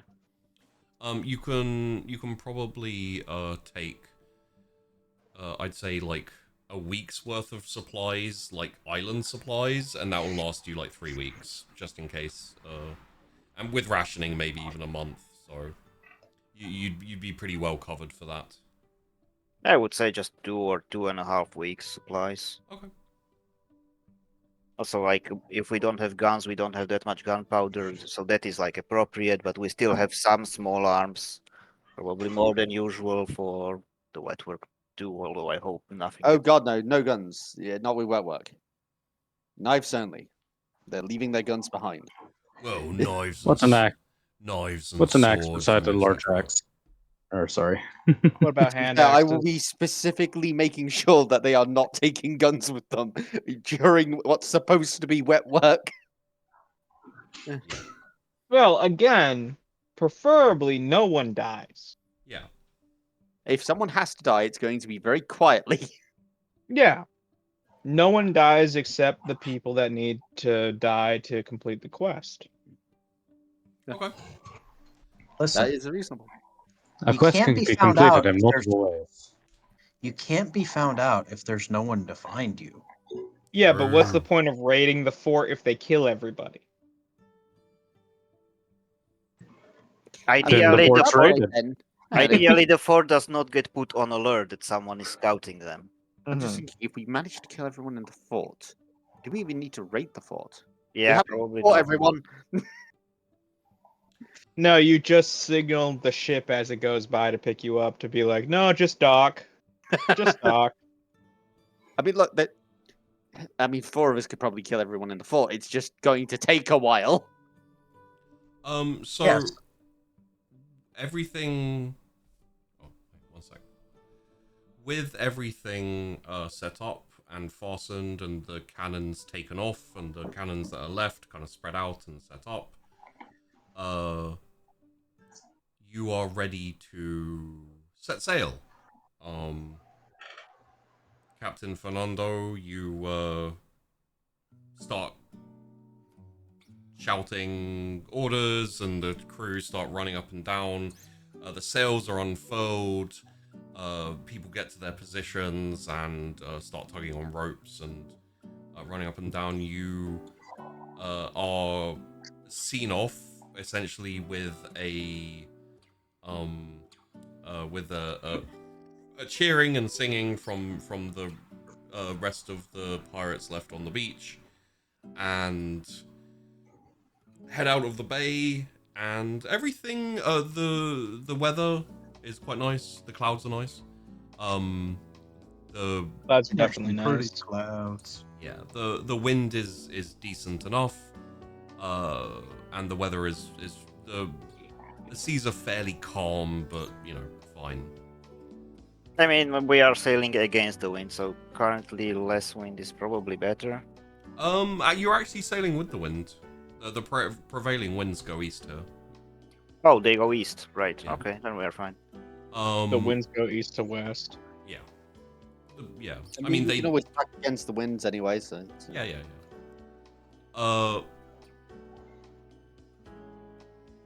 So, with the expedition underway, I have a question, and I have a bit of a proposition for everyone.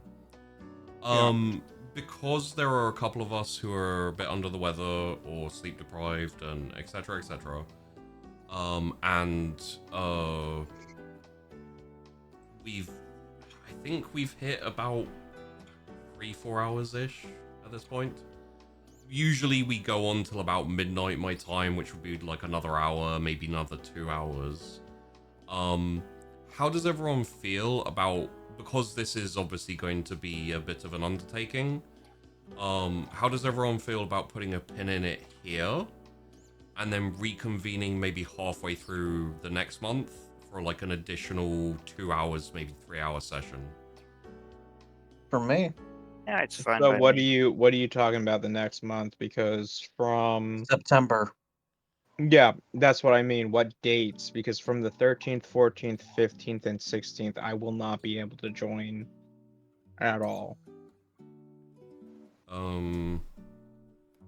Wait, say those again? The 13th through the 16th. Well, I'll be able to join the 16th, but we don't do the weekdays. So basically, that means you're kind of pinned out until the 21st, realistically.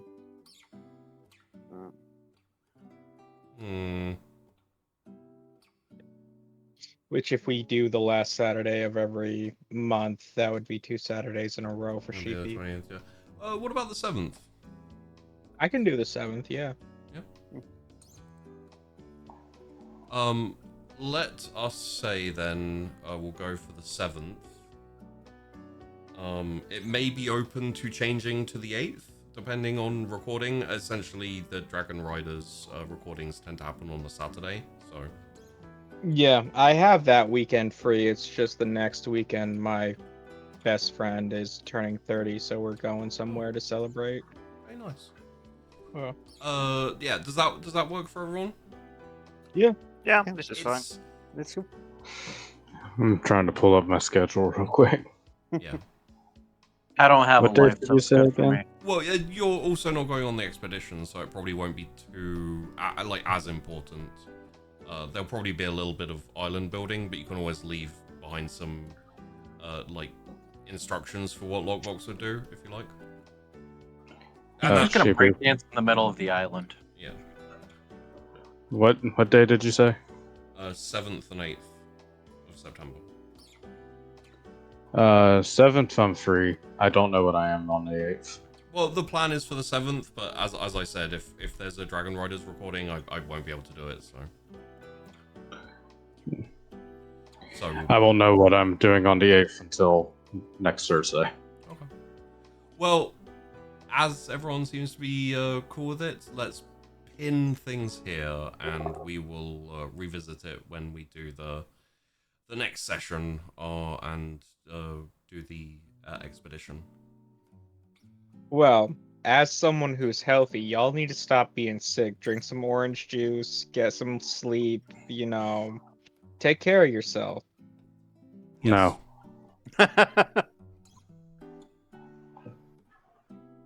No outro, Dear. Sheepy. I can't tell people I run 2 different games, and no, I am not looking for new players. Oh, you can totally say. I mean, you did just say that. Yeah, I did. Yeah. Just get that in there. Yeah, no, I mean, it's something which I automatically go to, but then I'm like, oh, it's fine. Like, mostly, as far as I'm aware, at least, the people who watch this is you guys like watching it back, or.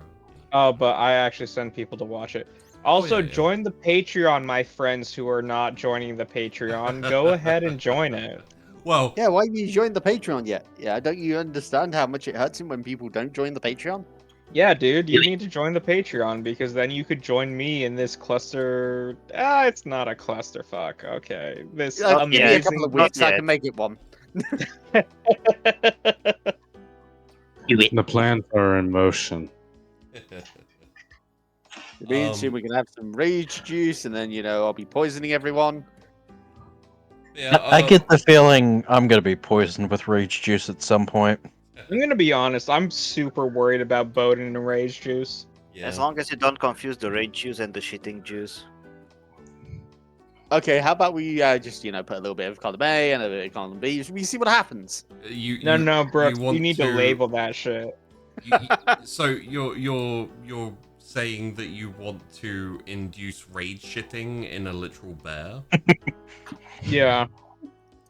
I mean, look, I'm not saying it's a smart idea. I am saying it's an hilarious idea. I mean, sure.